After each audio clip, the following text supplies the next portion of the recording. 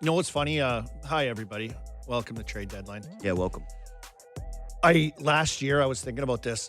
Excuse me. I got a little coffee throat going. Yeah. Elliot was my neighbor at the hotel Yeah. night before trade deadline, and I heard him through the walls like getting the Rantanen trade. Really? Yeah, and I was like, oh, That's kind of fun. I know. That's like when you're a kid and you find out where your parents hide the Christmas gifts. Yeah. Yeah, like for us, we had it in a little room. It was like underneath some stuff. Yeah. And once I sorted that out, there was like 2 years before they got Sometimes on. in hotel rooms you hear other things Yeah, I through the was hotel gonna say, wall. like, what did you hear, brother? I'm such a nerd, and Yeah. we're so nerdy about hockey. I was hearing the Rantanen trade through the wall, but I was pretty amazed last night laying there. It's 12:07, and Imagine you Elliot, scooped him. I know. Can you imagine? You got the cop. Sources, Rantanen out. That would have been great. And remember, last night, so I'm laying in bed, and it's 12:07. Elliot, boom, boom, Garland trade. I love it. And then I seen like right after that, because I went to bed after that with like visions of trades dancing in my head. I know. And then there was like 2 more trades last night, like bang, bang, right after another. Yeah. Crazy. Honestly, that's always the worst part of deadline day is waking up. I'm kind of foggy, like I watch sports at night, so I'm not a morning guy. I hate mornings. Yeah, man. So it takes me like about an hour before even doing this show. I always think to myself, man, well, how much better would I be if it just started like another hour later and I had How much better would you be, maybe? Hey, That's my excuse. yeah, I would be so sick Yeah. if this pod was at 10. Although if it was at 10, then I would just immediately start being like, man, if it was at 11, I'd be unbelievable. But I do think I do my best thinking at night. So when I'm prepping the show, I'm up late, games finish. I still like to watch sports at night. I'm going to bed too late almost all the time. Yeah. I'm waking up early. I'm kind of groggy. I'm opening up the phone. I'm trying So, hey, do you remember years ago at the other studio when we were doing this and you Yeah. guys were in there? But I slept in for trade deadline. yeah, of course. It's a great story. Yeah, it was the best. Because I had to work the night before. I had Yeah. to work like the doubleheader late night game. And then That's when I was still that's with when we Ennis. started at like 8 a.m. on the air. Yeah. And they wanted us in there like super early, but I didn't get home until like 2 o'clock, in the morning. So I had like, no sleep. Yeah. But anyway, I slept in. Some security dude in the hotel is like waking me up doing like a wellness check because I'm not in there. Unreal. I literally got up, ran to the thing, Yeah. got my suit on. I had like everyone helping me. I was sweating because Yeah, I you ran. sweat so much. That was the best Oh, part that was the about it. It was best. like you were disgusting. It was Like, brutal. I was yeah. panting. I was just brutal. Yeah, I you was in a got- little better shape then, though. Man, imagine you didn't know the tunnels though, Oh, yeah. because we were in the. I didn't take the tunnel that time because it was so weren't? early in the morning I was and gonna no say, one we were was up. CBC. I love the tunnel. I'm a tunnel Yeah, rat. I know you're I'm a the tunnel tunnel rat. king. Yeah, But I was thinking about that. So I woke up this morning yeah, at like 6 a.m. yeah. You got the panic. randomly. I had my alarm set, but I woke Yeah. up at 6 a.m. and I saw John Carlson traded. Mhm. And then I was like, immediately in my head, I'm like, is it 6 p.m.? Did I sleep Yeah. past the trade deadline? Can you imagine that? Dude, that's the thing is, you get one of those, right? Yeah. Like everybody gets one. Yeah. Where you sleep in. Full disclosure. They set me up for failure, though. Like, you Yeah. can't have me work in the Canucks game late night. I'm not a morning guy. I was panicked, though. But I did get on the set, 8 o'clock, bingo bango, right on there. Yeah. Right when it mattered. you were there. Ready to fly. You were there for us. Texting, Buzzing. boys, I'm so sweaty, boys. Oh my god, all the time. Oh, it's freaky. I think we were doing your texts on air. Oh, right. Like the Oh, updates. the full panic was like that's the worst Well, feeling. you're like me too, where you're a guilty conscience guy. Yeah. Oh, yeah. So some people, horrible. Can't some sleep. people would sleep in through that and be like, I'm the guy that brings it up too. Like I'm always like, hey, yeah, I feel bad I still about feel this. bad. Yeah. Like if that's BXA, Oh he's yeah. like- No, he's like, I slept he's like, in. whatever. They'll Yeah. fill my spot. And then if you brought it up later, he'd be like, what are you trying to do? You trying to No, make he'd me be look like, bad? I don't remember. Yeah. That never happened. yeah. I I'm never like, you're did so that. mentally strong. For you, it's like 5 years later, Yeah, I you're know. like still stressed about it, waking up 2 hours The early. before your cortisol lunch. levels are spiking Yeah. through the roof. Oh my god! Oh my god! Yeah, here we Everybody's are, gonna another think I'm trade lazy. deadline though, buddy. And like, I have hopes because this year is so weird with like standings and teams and like, oh, we can go to the second round or maybe we can go to the conference final. Like if we have a good path, if we can stay here, play this team, we can beat It's them. flat. It's weird. Yeah. So I think it adds itself to being, we've seen some decent trades so far already, right? Like, and some teams trying to like beef up in the arms race begins a little bit, but it's, we're still waiting to see what some of these other teams that are you good enough? Do you just wait? Like even with your Leafs, it's like, is this just a bad year? No. No, you don't see. You think it's just a bad year? I don't know. It's just a weird year. I'll say this. It's a weird year. Like, did you have Penguins making the playoffs? No. Nobody did. No. Okay? I actually got a Penguins. When you look at the Eastern, Eastern Conference standings, the teams at the bottom, like it's crazy. The Rangers, did you think they were going to be that bad? Maybe you didn't think they were going to be good, but you didn't think they were going to be that bad. But I did think that they were going to be bad. I never believed in the Rangers. They just had this has been too many years now of people being like. But they could have made the playoffs, is what I'm saying. Sure, like they should be. They got one of the best goalies. You look at the Metro Division, you're like, okay, not bad. New Jersey, you're like, oh, they might win the division. Well, they won like 8 of their first 9 games. Yeah, like it might be them, And then it's like Florida, back-to-back Stanley Cup champs. Yeah, they're banged up, but like they're still just going to get in. Yeah, like people didn't write them off until. Like the other day, they're like 2 losses ago or a loss ago. Yeah, but how many of these Leaf games are you checking in on? How many am I checking in on? No, like I watch them and they're not good. Like, they're old, they're slow, like their blue line just doesn't work. I don't know. Maybe some people are pointing to the coach. But there's maybe like you come in, you have this roster. I know Treliving's trying to flip it this year and brought in a lot of guys. Like this is kind of his roster. Yeah. On the fly, and that's hard to do, right? For sure. It's hard. You hope you hit it. You hope it matches up. You're trying to make deals. You do the Marner thing. And he came in during a tough spot. Yeah. So is it just one of those years like where it didn't come together with some of the guys like Dakota Joshua and Wa's gone now, but like, if you give it another year to settle in with like the plan and the team and it's like maybe it's a little smoother. I don't know. This year's weird. This is just a weird year. Nonetheless, you're right. I watched them. They're not good. Yeah, I was going to say they're actually not very good. This is the case for them. If you're Brad and you're going to the board, they're like, "Hey, Brad, should we keep you around?" He's like, "This year's weird, boys. Did you guys think the Rangers are going to?" He pulls up this clip. Yeah, he's like, "Exhibit number 1." Boys, Colby's on it. No, and the Leafs people are like, "He played here. We bought him out after 2 years. You're using him. He's an idiot." Okay, so I do want to get into a couple of things, but. Let's just start with the Leafs. Like, let's get this one kind of out of the way. They got a first for Roy. I think he's going to be awesome in Colorado. Some people were looking at him being like, oh, wow, I can't believe they gave up that much for how few points he has this season. It's like, nah, man. He actually, post the Olympic break, I would argue that he had been Toronto's best forward. He was showcasing himself the best. I was joking that it was like that scene from Gladiator where the old Gladiator brings in Marcus Aurelius. He's like, play for your freedom, win the crowd, earn your freedom. Yeah, I was like, that was Roy. It was like he wanted the. Like I feel like any guy that comes into Toronto has that feeling. 100%. I had that feeling when I came here. Got to. I was like, man, this is crazy. I'm going to play for the Leafs in Toronto. I understand it. I grew up in Saskatoon. Leafs were rammed down my throat every Saturday night. Yeah, you hated it. Yeah, I was a Montreal fan, but I knew what it meant. And so when coming in there, I was like, okay, I have to hit this expectation, whatever that expectation was that I made people are paying attention. I made up in my head, like everything matters. Yeah. And so I think guys deal with that coming in here. And you think about it, they had a lot of guys coming in here this year. They had a lot of new guys that have that in their head coming in this year. And if it doesn't go good, it's hard. Yeah. It's really hard. I think he handled it fairly well. Yeah. And now thinking about him going over to Colorado, down the lineup. He's like a really good NHL player and does his job really good.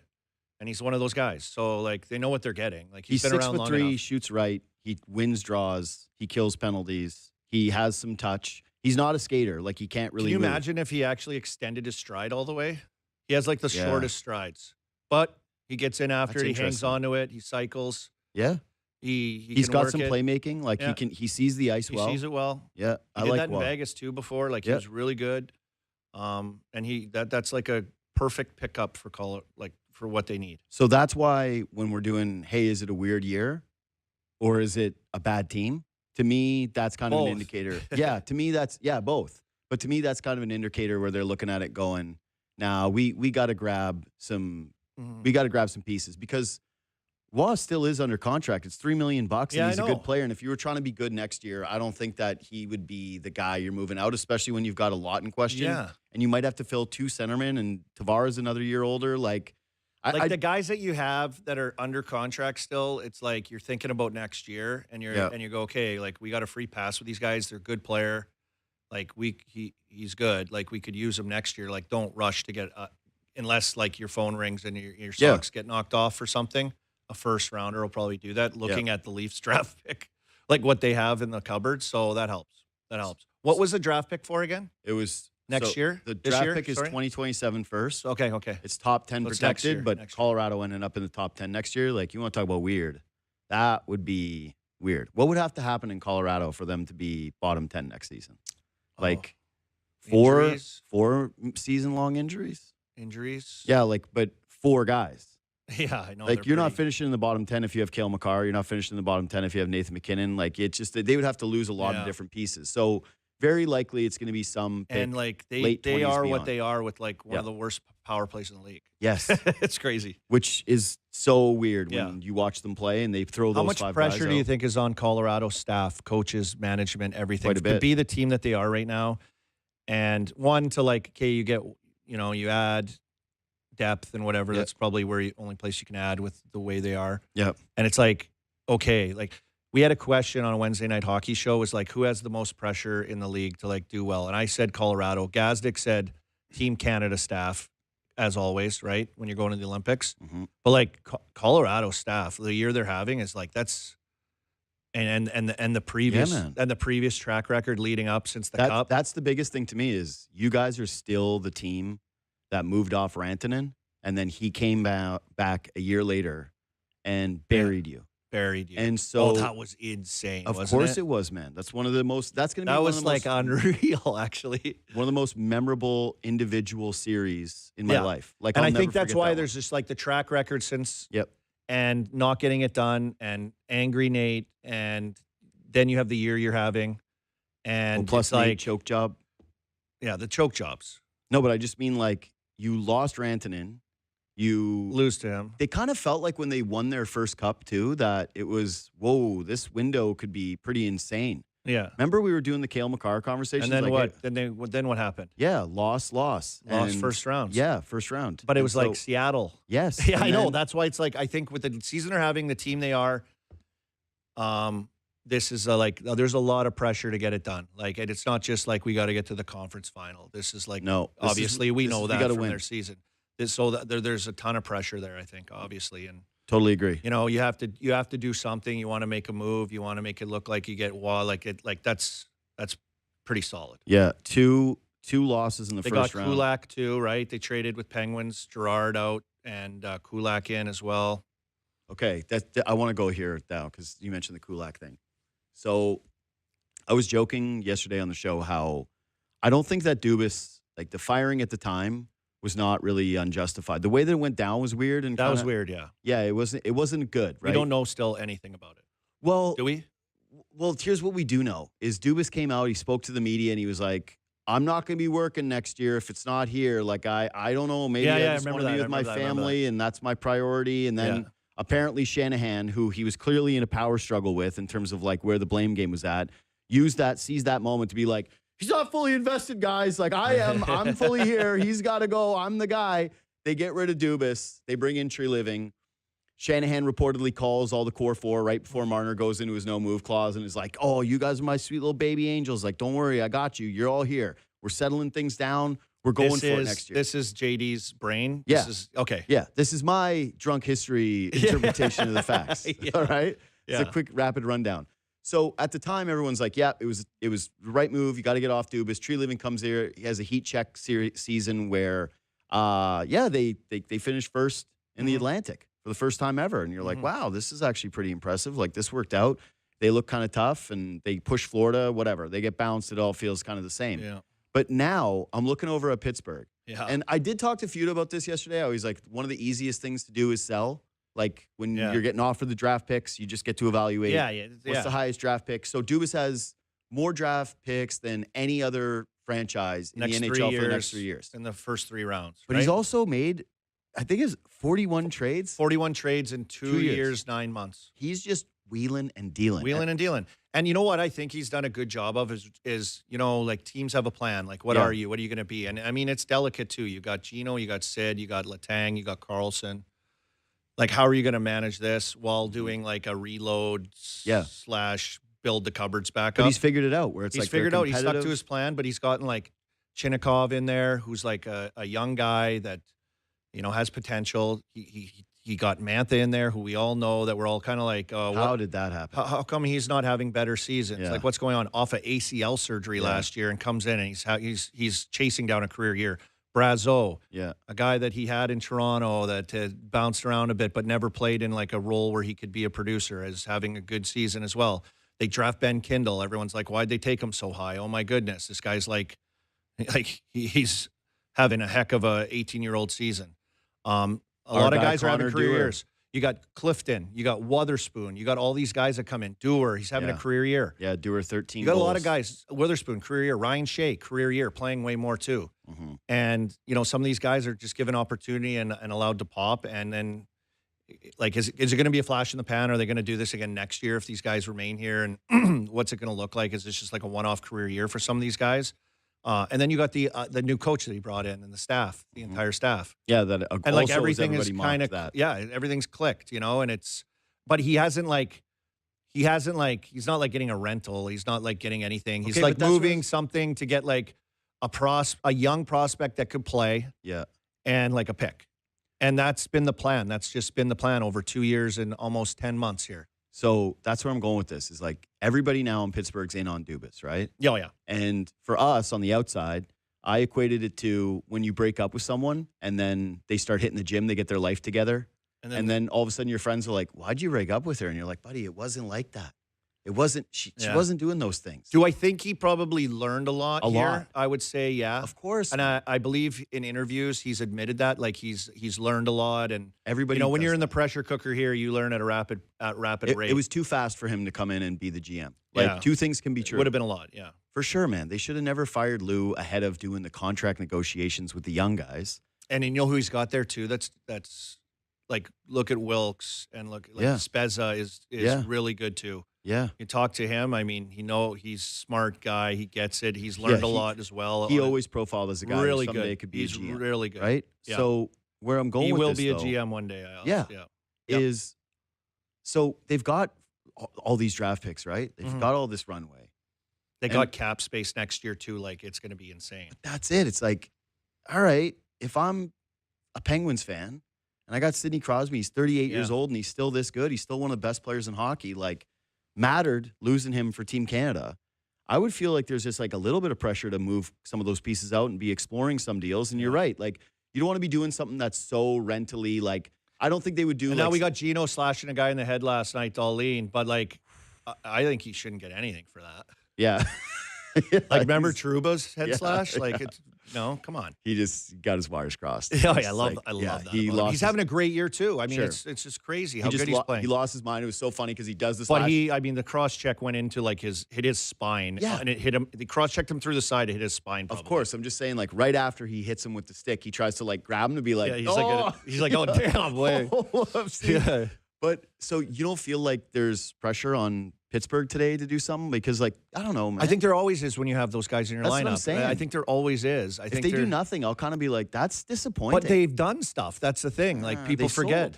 Well, you trade Kulak? Jari's contract, Jari. You get Skinner, who's playing well. You get Kulak, who then you trade for Gerard. Yeah. And you get another so they got 2 second-rounders. But that's what I'm saying. A goalie and a defenseman off of Jari. Like, I mean, it's unreal. But wouldn't you think that, given the status of Crosby, given where he's if you have room and you can add somebody, I mean, it would be pretty awesome if they did. I think they should be. Like Trocheck.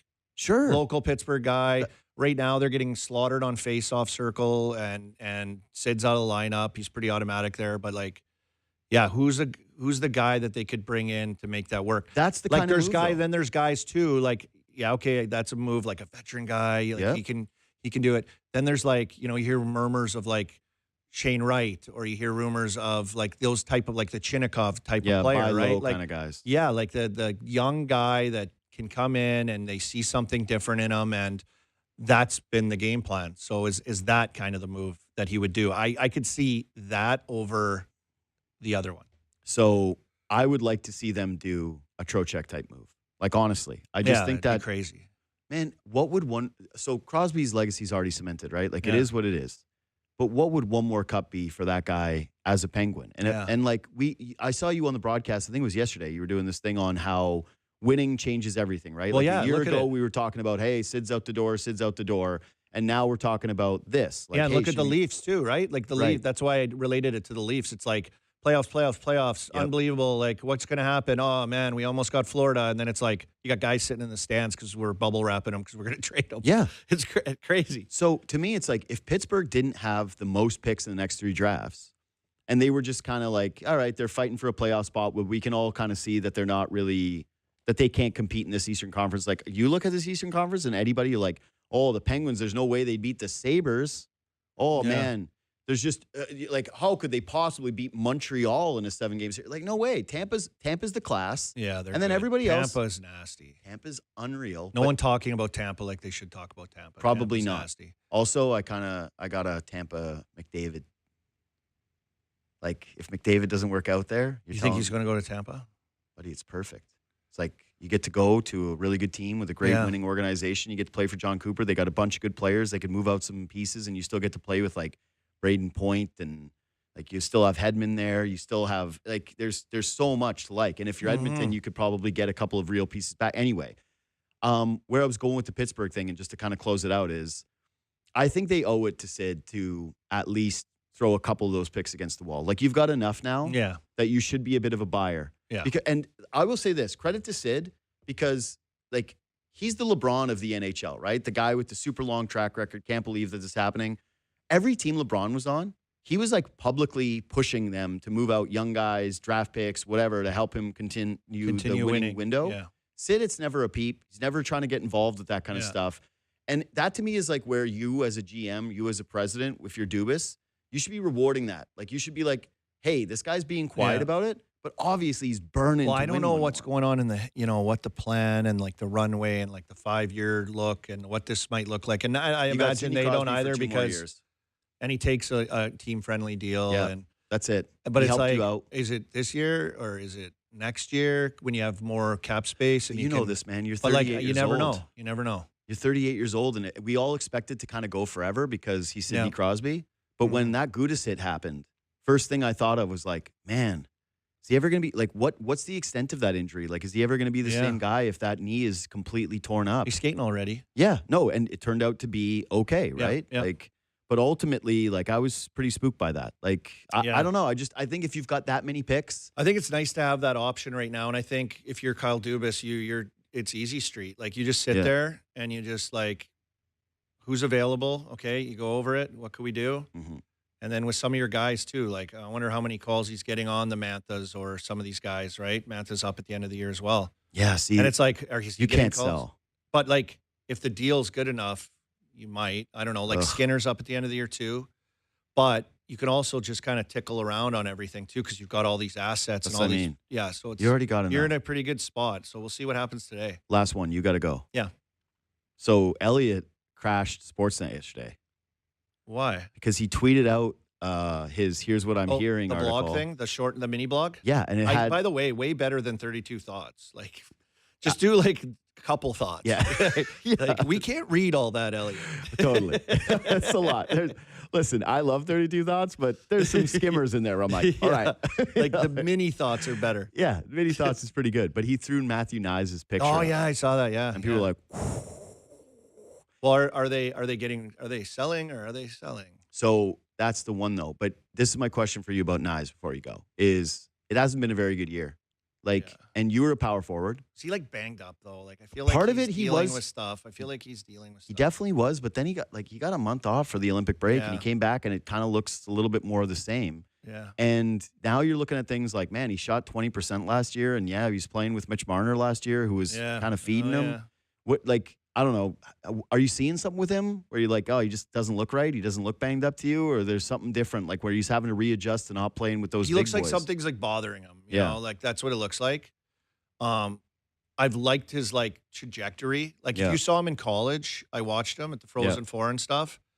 Like just a big, strong.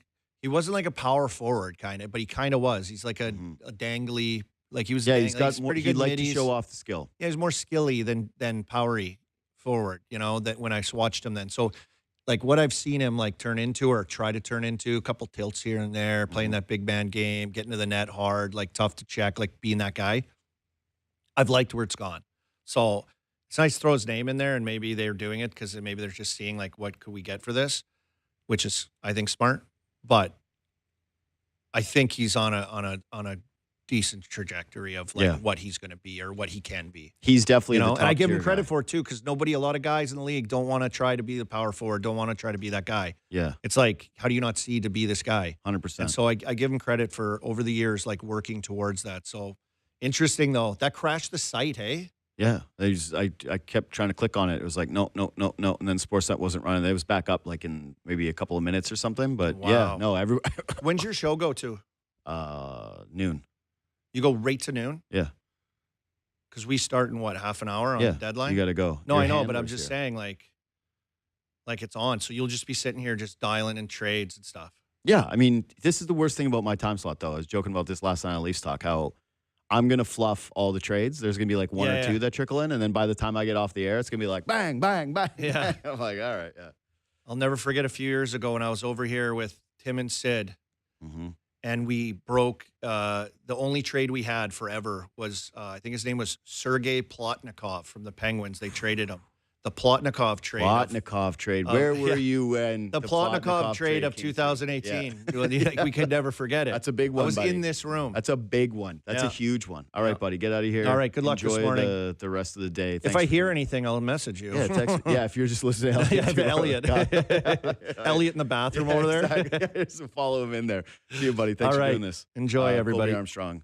NHL on Sportsnet. All right, we're going to take a quick break, come back, and I got more thoughts on the Roy deal, and then I also want to get into some things that are non-NHL. Yeah, you're going that way.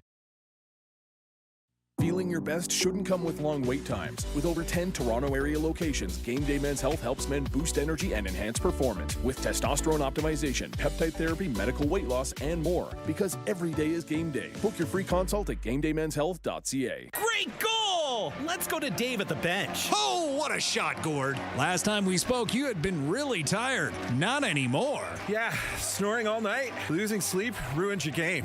Problem snoring? Suffer from sleep apnea? Invest in yourself. Call Dr. Paulette Pillersdorf. She'll use her laser to help treat your snoring and oral appliance like a sports mouth guard for your sleep apnea.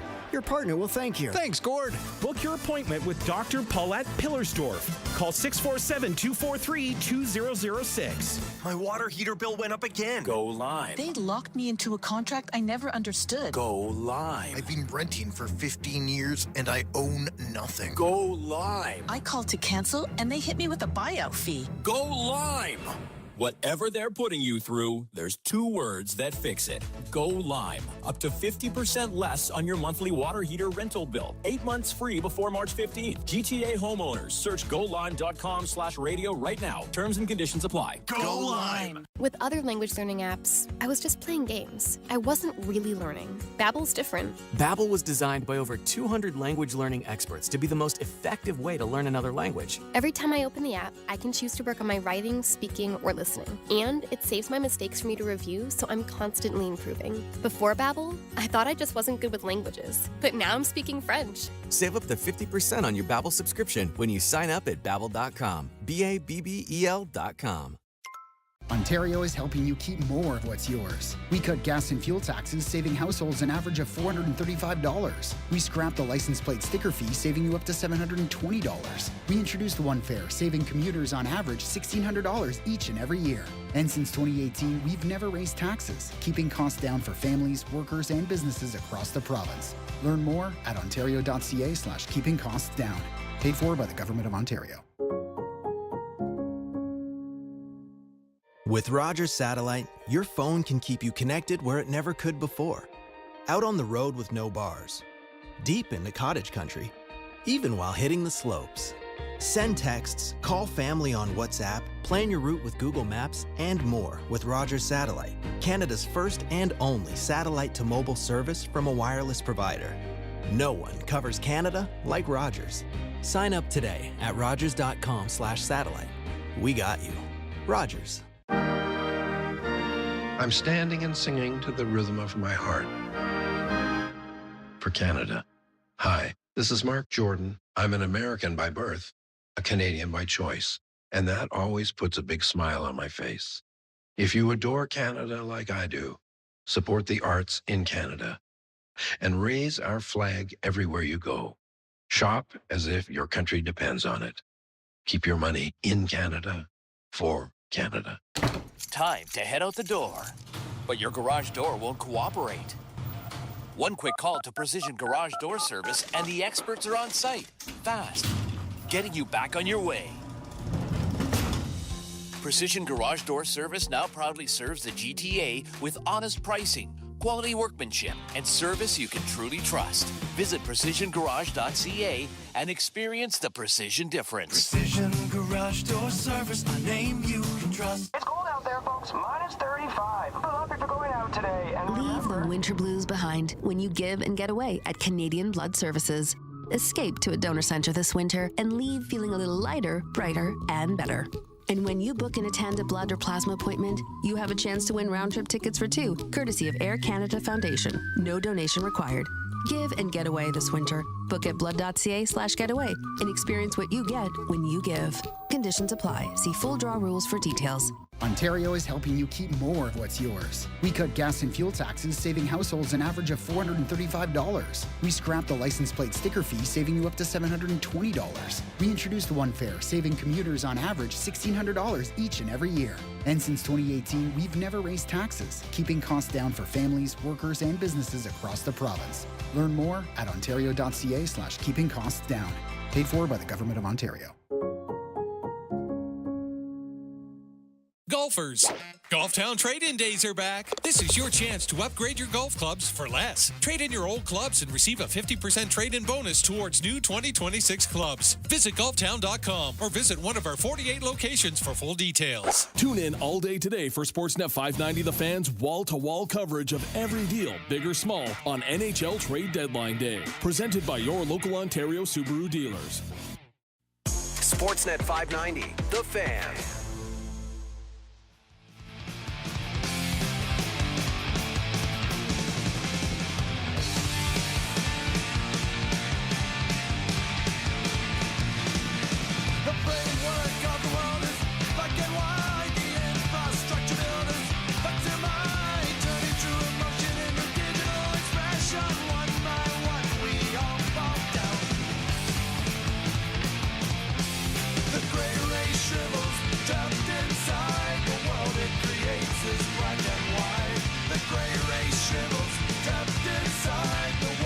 Yeah, happy deadline day.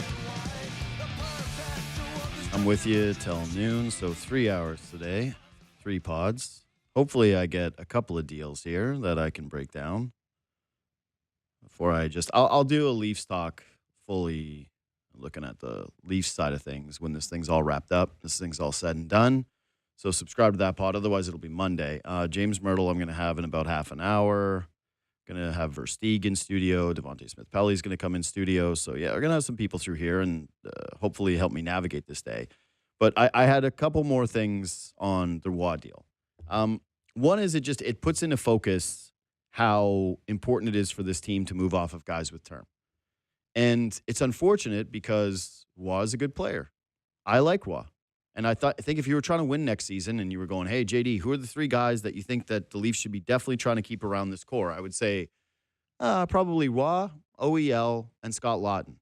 And guess where those 3 guys are going, right? And I'm extending the core to Nyes, and I'm extending, obviously, the core to Tavares still because he just took a sweetheart deal to stay here. I don't think that he's going to go anywhere. But, yeah, ultimately, I would say that those 3 players, one of which the Leafs already traded, would be most important in terms of trying to compete next season. That they're the hardest guys to replace the production from this year, and I think that they also project out to the following season as impact players for you. I do believe that if they move OEL, and they should move OEL, that you're trading high, and that's the case for this. And that when you give up a player with term who's effective and can play real playoff minutes, you should be expecting a first-round pick back. You should be expecting maybe even more for Oliver Ekman-Larsson. I don't know. Apparently the Leafs are looking for a first and a second. That feels a little steep. But my hope is still, if they can't hit that first and a second, that they're still dealing him this deadline. The guys with term, those are the ones that you really want to see move out the door because the other guys feel like certainties and they feel like the best offers. This needs a deeper cut. You need more assets in the cupboards. I look at like where Calgary's at right now and how they've just got multiple picks now for the first few rounds of the next couple of drafts. And that's sort of where I see Toronto needs to be. They need those prospects and deals. I've mentioned that over and over and over again. I think that they're a little bit more prospect hungry than they appear to be. Like, the draft picks are nice, but those are pretty far down the road, and you would imagine that some of those end up still getting flipped to be competitive again. I really wouldn't mind seeing this team bring in a couple of bodies that can play for this team down the stretch and that you can get a look at, hopefully evaluate, and maybe, just maybe try to pencil into your roster next year as a younger, faster, potentially a bit more skilled team. Because, man, the Leafs are slow. That's been one of the biggest issues of this entire season. They want to be this forechecking team. They don't got the foot speed to get up with it. They can protect the front of the net, but everybody gains the zone on them because they just don't have the foot speed. So their defensemen have to give huge gaps. They're slow. They clearly need a lot of roster turnover. It's going to be very difficult to make them a competitive team next year. I don't buy it. In fact, part of me goes, the reason why you can be bad next year again is next year's pick is top 10 protected. If you end up in the top 10 of the draft next season, it's not going to end up being the worst thing. Yeah, the pick becomes unprotected the following season, but that gives you a 2-year runway to get better instead of a 1-year runway. And of course, this scenario would probably outline potential Matthews trade, maybe cutting even deeper into this roster from some of the other pieces. But I think 2 years from now, you could find your way into at least being a halfway competitive roster that's not giving up a top 10 pick. That's when you can start to cheer for the idea like, hey, maybe you want the Leafs to win some games down the stretch and try to push that pick into being in the 12 to 15 range. Either way, to me, it just feels like this is going to be a bleak couple seasons for the Toronto Maple Leafs. There's some really weighty decisions. There's going to be some serious infighting in the fan base amongst people who want to keep Matthews and they want to try to do the somewhat retool. People who go, you know what, it's probably time to move on, maximize the asset return, maximize the next vision of what this Maple Leafs team is going to be. I just don't think that you're going to be as happy or look at it and be nearly as flexible if all you do this deadline is trade 3 names and get back 3 pieces. Because the McMahon stuff, we'll see.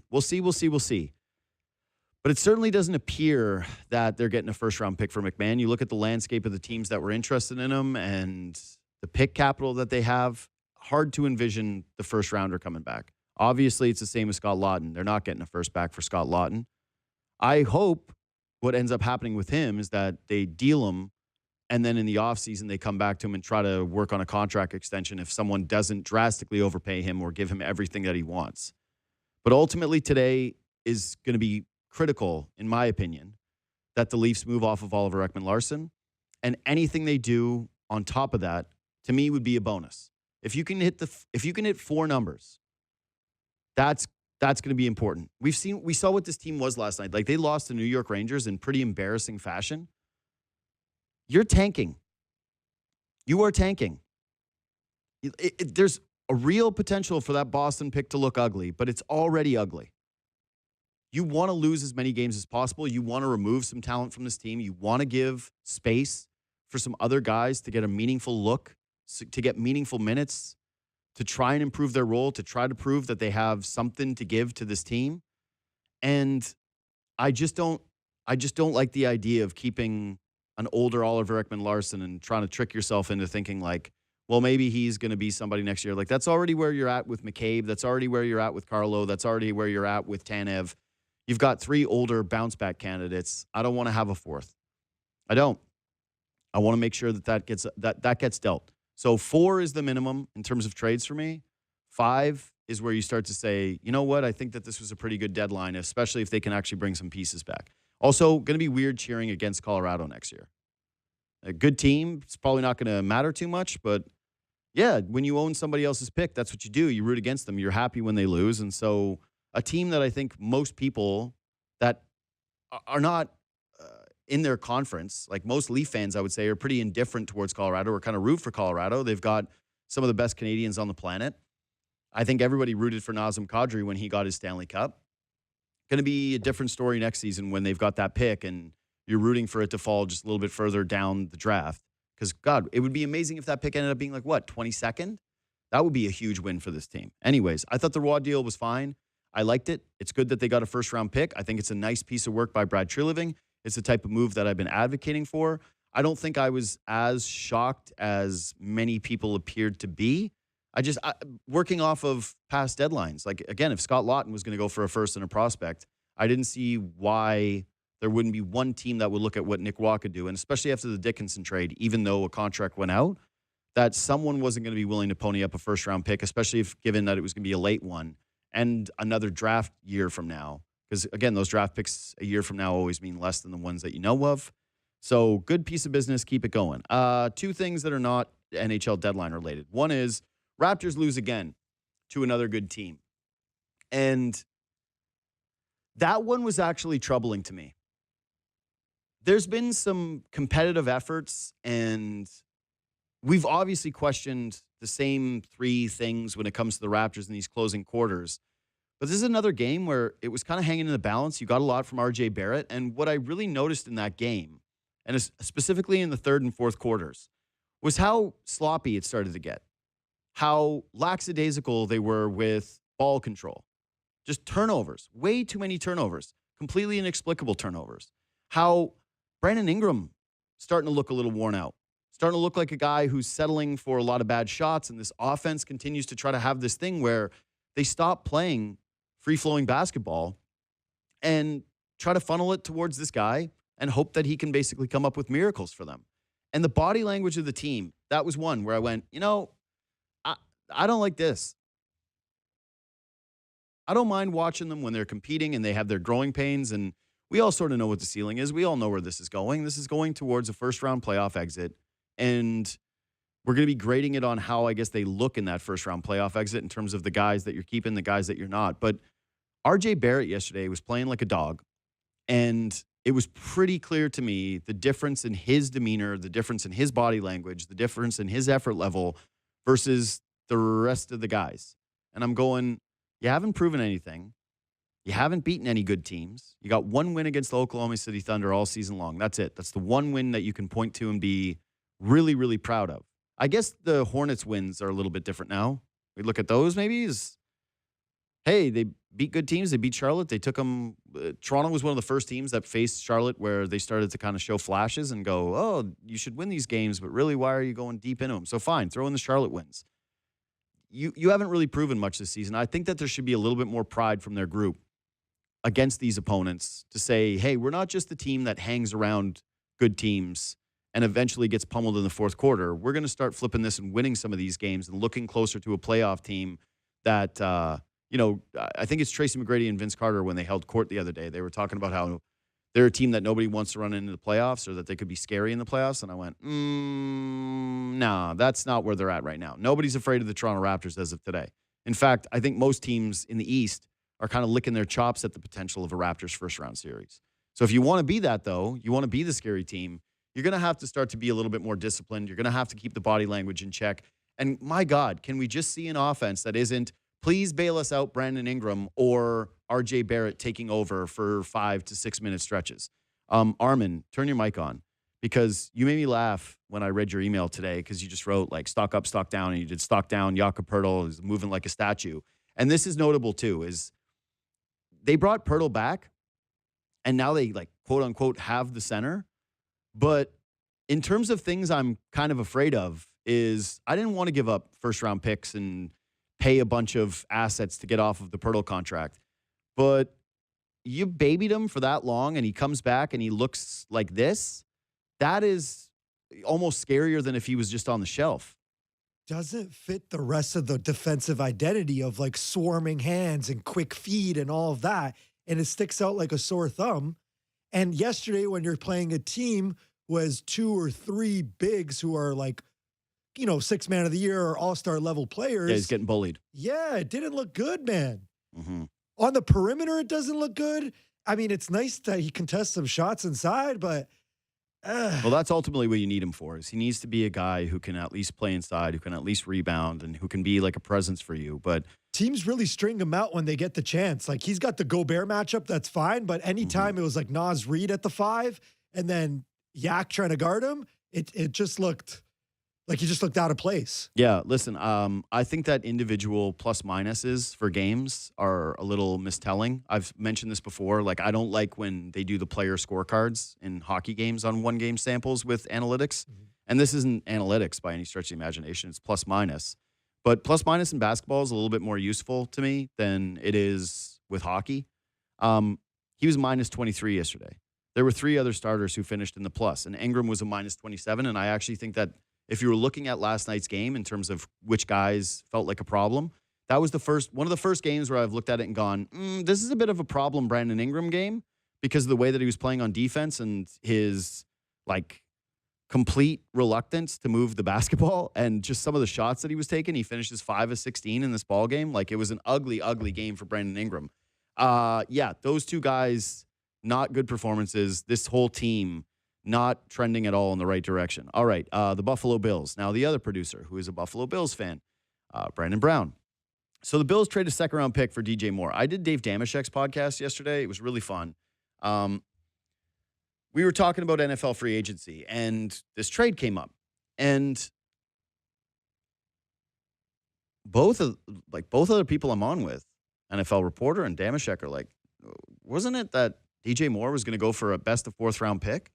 I went, yeah, that was the writing on the wall. And all of a sudden the Bills gave up a second. And there's like this conversation about how he had a good season with Joe Brady when he was back with the Carolina Panthers. And the Bills needed to do something now. Like, they had to jump the market. You could almost make this akin to a little bit the Dylan Cease signing with the Toronto Blue Jays, where they went out and they got their guy. They jumped the market. They overpaid a bit. It's different, though, when you're just giving up money in a league that doesn't have a salary cap versus giving up a second-round pick to go out and get somebody. And, like, I like DJ Moore. Like, I think he's a good player. And I think that in a vacuum, this is a solid pickup for the Buffalo Bills. But the idea of, like, him being your number 1 receiver, I'm not sold on that. Like, I'm not a believer that DJ Moore comes in here and that he's the type of receiver that the Buffalo Bills needed, or that this all of a sudden, like, drastically changes the ceiling of the team. Like, it's a guy who's coming off of a year where he accumulated less than 700 yards on a team with Ben Johnson as the offensive coordinator. And Caleb was not Caleb the entire time, so I don't want to put it kind of like that way. And they do have a couple of other receivers, but he also comes with some of the diva stuff that they were so afraid of with A.J. Brown, or that people keep talking about with A.J. Brown. Like, this guy walked off the field during a game with the Bears. This guy had multiple conflicts with young Caleb Williams. Like, he looked upset a variety of different times with the Chicago Bears. And do I think that he's going to finish with a good season? Like, so his best year, his career year, is 8 touchdowns, 1,300 yards, and that came in 2023 with Chicago. I'm not overly concerned with his age. Like, he's 28 years old. I'm not going to pretend like, hey, he's an older receiver, blah, blah, blah. Like, you've got a 2-year window here if you're the Buffalo Bills to win a Super Bowl and keep Josh Allen happy. That would be my kind of feeling on this, is like, you keep stumbling, you keep failing. There's also an element of, hey, the Chiefs just traded Trent McDuffie. They don't look like they're going to be competitive next year. They've got Mahomes coming back off the ACL. The Ravens look like they're taking a step back. It doesn't, in terms of the AFC remaining open the way that it was this year, I don't see that changing in a major way. Like, I don't think that the Patriots now are suddenly taking over that division. I don't think that the Chargers, despite having some cap space and another year of growth where they can improve their offensive line, are suddenly like, we're throwing out the Justin Herbert playoff questions. I don't think that the Jaguars, who I thought were the best team in the AFC once it hit the playoffs because of the way that they were rolling, are like an unbeatable team by the Buffalo Bills. Like, the Bills just beat them, and that was as good as they've ever been. So the Bills are in a fine position, but this is an overpay to me, and this reeks of a little bit of desperation. And I got to tell you, I don't really like where the general manager's at, his relationship with the media right now, the way that he sort of just like flung that draft pick around to make sure that they got DJ Moore, that they did the whole, like, this is an old relationship with our old coach move. And to me, like, if I would have had it my way as a Bills fan, I'd rather be taking that second-round pick and trying to package it with something else to get A.J. Brown. And we'll see what the A.J. Brown price ends up being if he gets moved at all. But, yeah, if he doesn't go for a first-round pick and it's like a couple of seconds, yeah, I'd rather have that guy with Josh Allen. I think Josh Allen needs a big jump ball guy. And DJ Moore is a downfield threat, good route runner, good yards after the catch guy. There's going to be a lot there, but there's a bit of overlap with what they already have in Khalil Shakir to me. And so I think that this is an imperfect fit. I hope that this is not like the move, that the Bills are looking at this and saying, all right, if we're in for a penny, we're in for a pound. And we are trying to still be in the Alec Pierce market. We are still trying to be in trade for another receiver market. Like, I think Mike Evans would be a perfect fit for the Buffalo Bills. I keep bringing this up, but man, if you could convince him to leave Tampa and you have him as a red zone option, a jump ball guy for Josh Allen, now I look at the DJ Moore trade and say, yep, that was worth it. But if this is it in a vacuum, I can't say that I like this deal. I can't say that this guy is a solid number one. And while Josh Allen's going to elevate the floor, and there's going to be some games where people are going to go like, oh, JD, you're stupid. Yeah, of course, there's going to be some games where he looks like a rock star. I'm saying on balance, I think that this is an overpay for a guy who is not a number one receiver in the NFL. And if that's the role that he has to play, I'm not sure that it dramatically changes the ceiling of the Buffalo Bills. I know, Brandon, you and the Bills fans are like thrilled about this move. Like I was actually surprised to see the reception from Bills fans. But yeah, so what's the case for this that you really like it if it's just this is the only move? I mean, I like the deal. Like you said, in a vacuum, I think he fits what the Bills will want to try to do. And I think adding more skill position players, we saw last year that was their biggest issue. So like you said, the player itself, he should fit in the system well, but you're right about the payment. I think I was more excited about the deal before I saw what was going back in return. Yeah. You see that second round pick and you start to see that there's potential there for a younger player to come in and help out as well. So I just want to know who they were bidding against to pay a second round pick. Like that's what I need the reporting on is like, who was the team that was out there that was saying a guy who's going to be entering his age 29 season who the Bears are like kind of desperately trying to get off of because they have two younger receivers that they want to explore more. And that, I love this trade for the Bears, by the way. Like the Bears, Luther Burden, Roma Dunze, Caleb Williams. You got the two tight ends who I think both can really play, who can both really catch the football. And now you add a second-round pick to your coffers to add a little bit more flexibility. It should also be noted that this guy's base salary is $23 million a season, and the Bills already had cap issues. Like, I don't know if they're going to be able to bring back Connor McGovern, but he feels like a pretty important priority piece for me. Like, the Bills' offensive line was one of their great stories last season. I want to just be able to continue to protect Josh Allen. I want to continue to be able to run the football. And, yeah, this one just felt like a fantasy football move more than it did like an NFL big brain move. Yeah, and I think they're just trying to give Josh as many options as possible, even if, like you said, he's not the number one guy you might be looking for.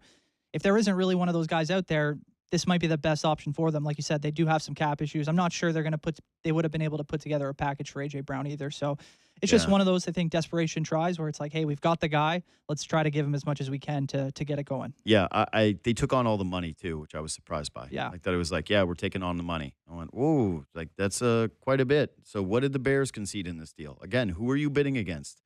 So there will be weeks where we talk about DJ Moore. He's going to be a super popular guy in fantasy football, especially if he ends up staying the number one. There's going to be moments. He's going to have multiple games this season where it's like 110 plus yards and a touchdown. You can use him a little bit in the running game still. Like he's a versatile player. He's a good player. I like DJ Moore. I just think that what you really want to have with Josh Allen is somebody who can go up and get the football and who can jump for it. That's the thing that this offense was missing. That's why they drafted Keon Coleman. That's why I would have prioritized that. And I really do hope, like I hope for the Bills that that's what they can end up getting. Mike Evans is still the guy. I don't know if they can pry him from Tampa because he feels like a Buccaneer for life and that ultimately they're going to get that sorted.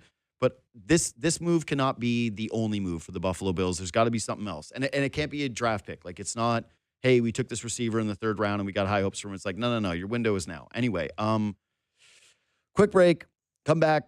Have a little chat with James Mirtle about what direction he thinks the Leafs are going to go in today. And, oh, God, all this nice stuff. Who has the most to prove? What's going to happen with tree living? What he's hearing. That's all next. Psst. Did you hear that Friday's Lotto Max jackpot is an estimated $20 million? If I won, I'd start my own film festival. Shh. No dreaming during the movie. Sorry. I'd produce, direct, and star in my own summer blockbusters. And watch him in my 200-seat home theater. I'd buy my own roller coaster. Sorry. Friday's Lotto Max jackpot is an estimated $20 million. Why dream to the min when you can dream to the max? These days, it's hard to believe what you read, what you see, or even who to trust. At Bergmanis Prera, we've been building trust for over 30 years. If you've been involved in a serious accident, call Bergmanis Prera for advice that you can count on.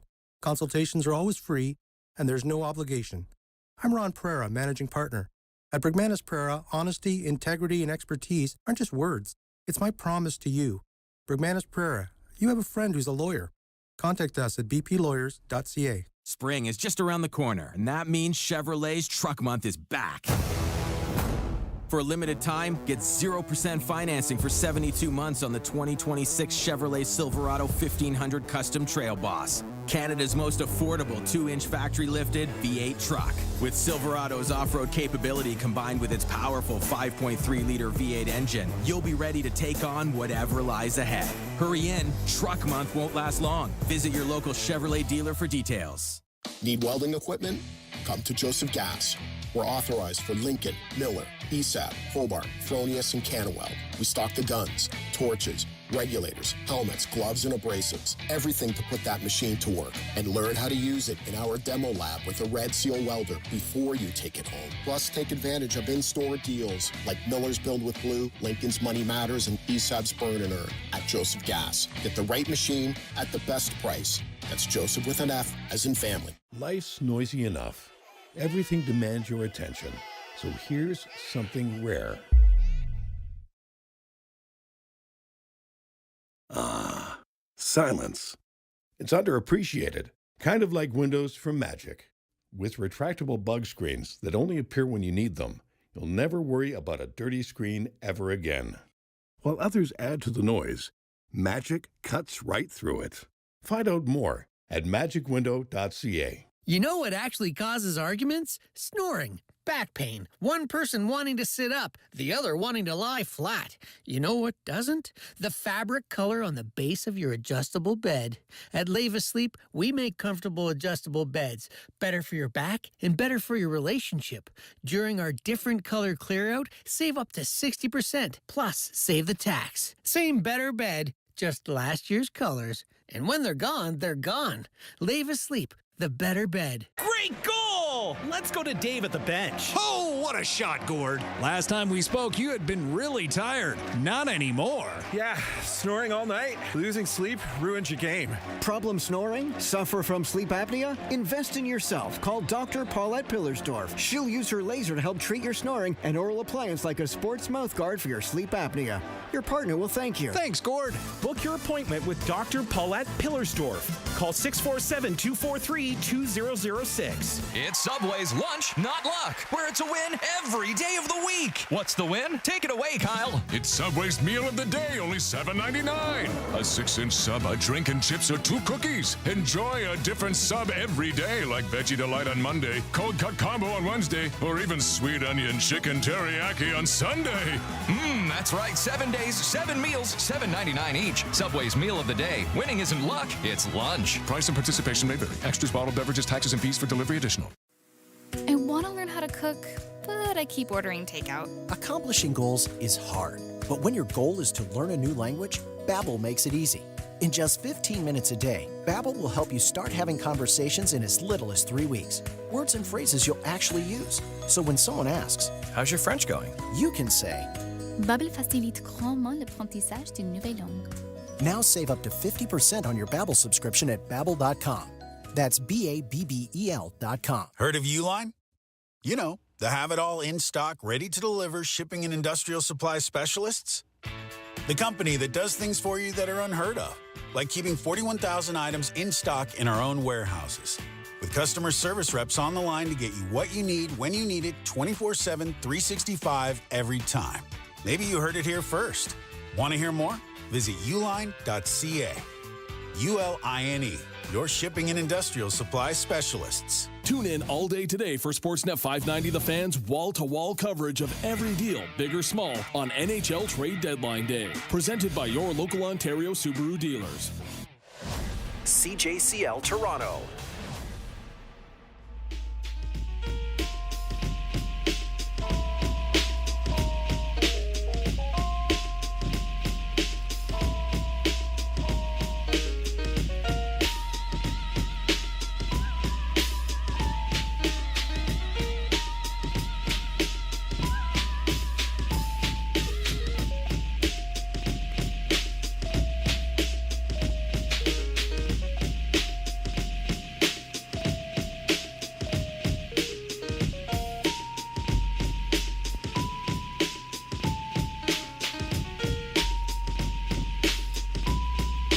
Deadline day continues. Thanks if you're watching live on YouTube.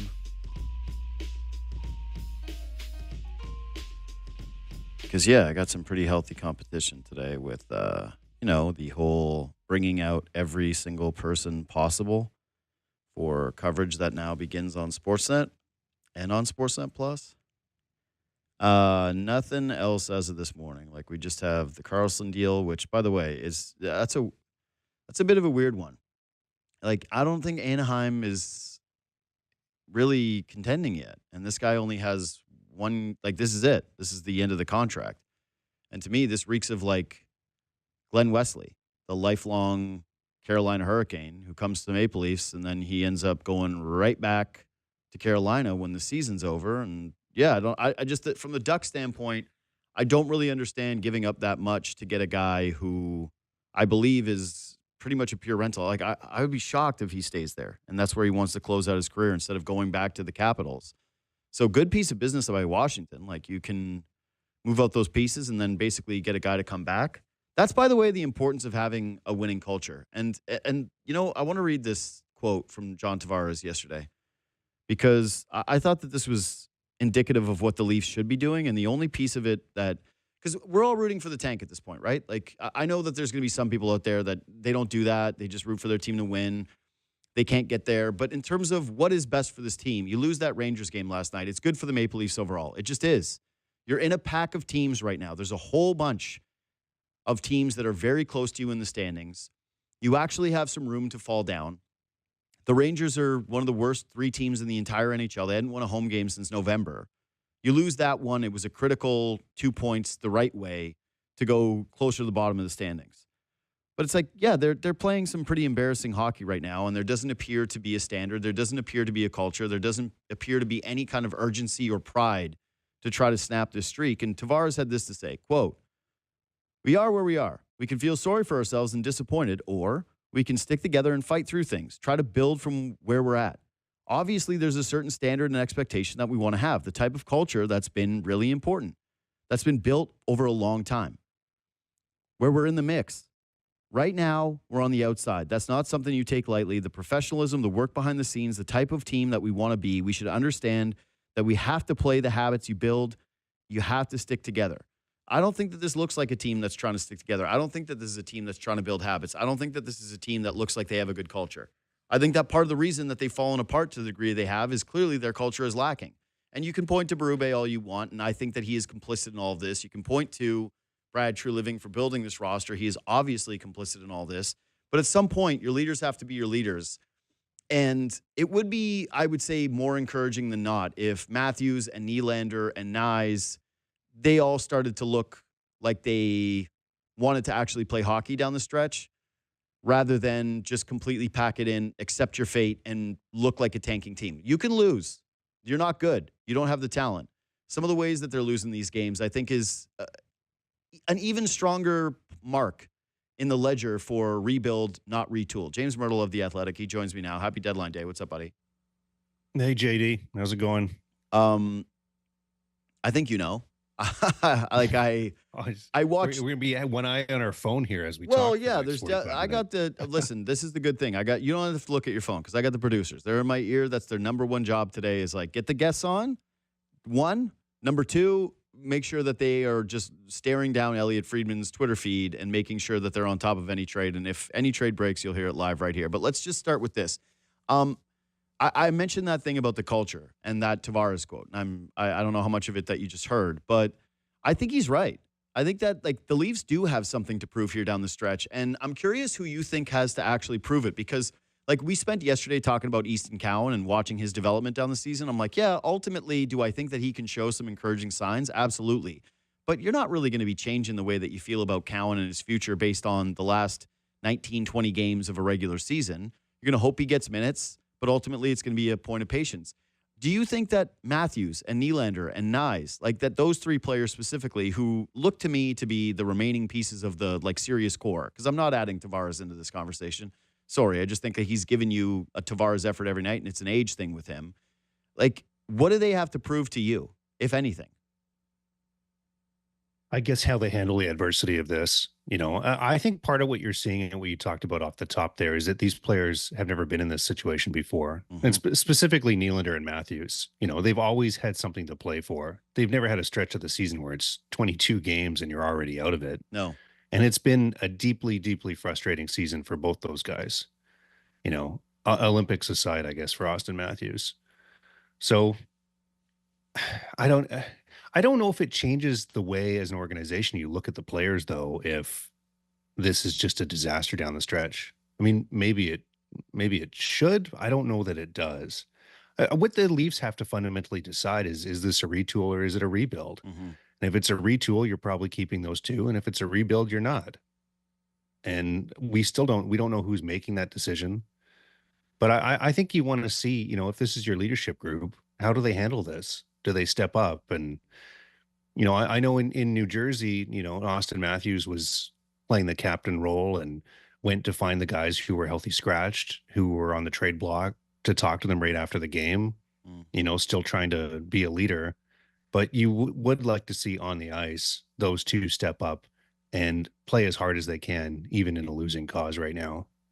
I just think that culture stuff that Tavares is mentioning actually matters. And the way that he vocalized it is the way that I was trying to express myself yesterday, but a little bit more poorly because I'm coming off of a game that is hard to watch, and to collect the thoughts and put them out there perfectly is not going to be as succinct or as interesting as the former captain of the team.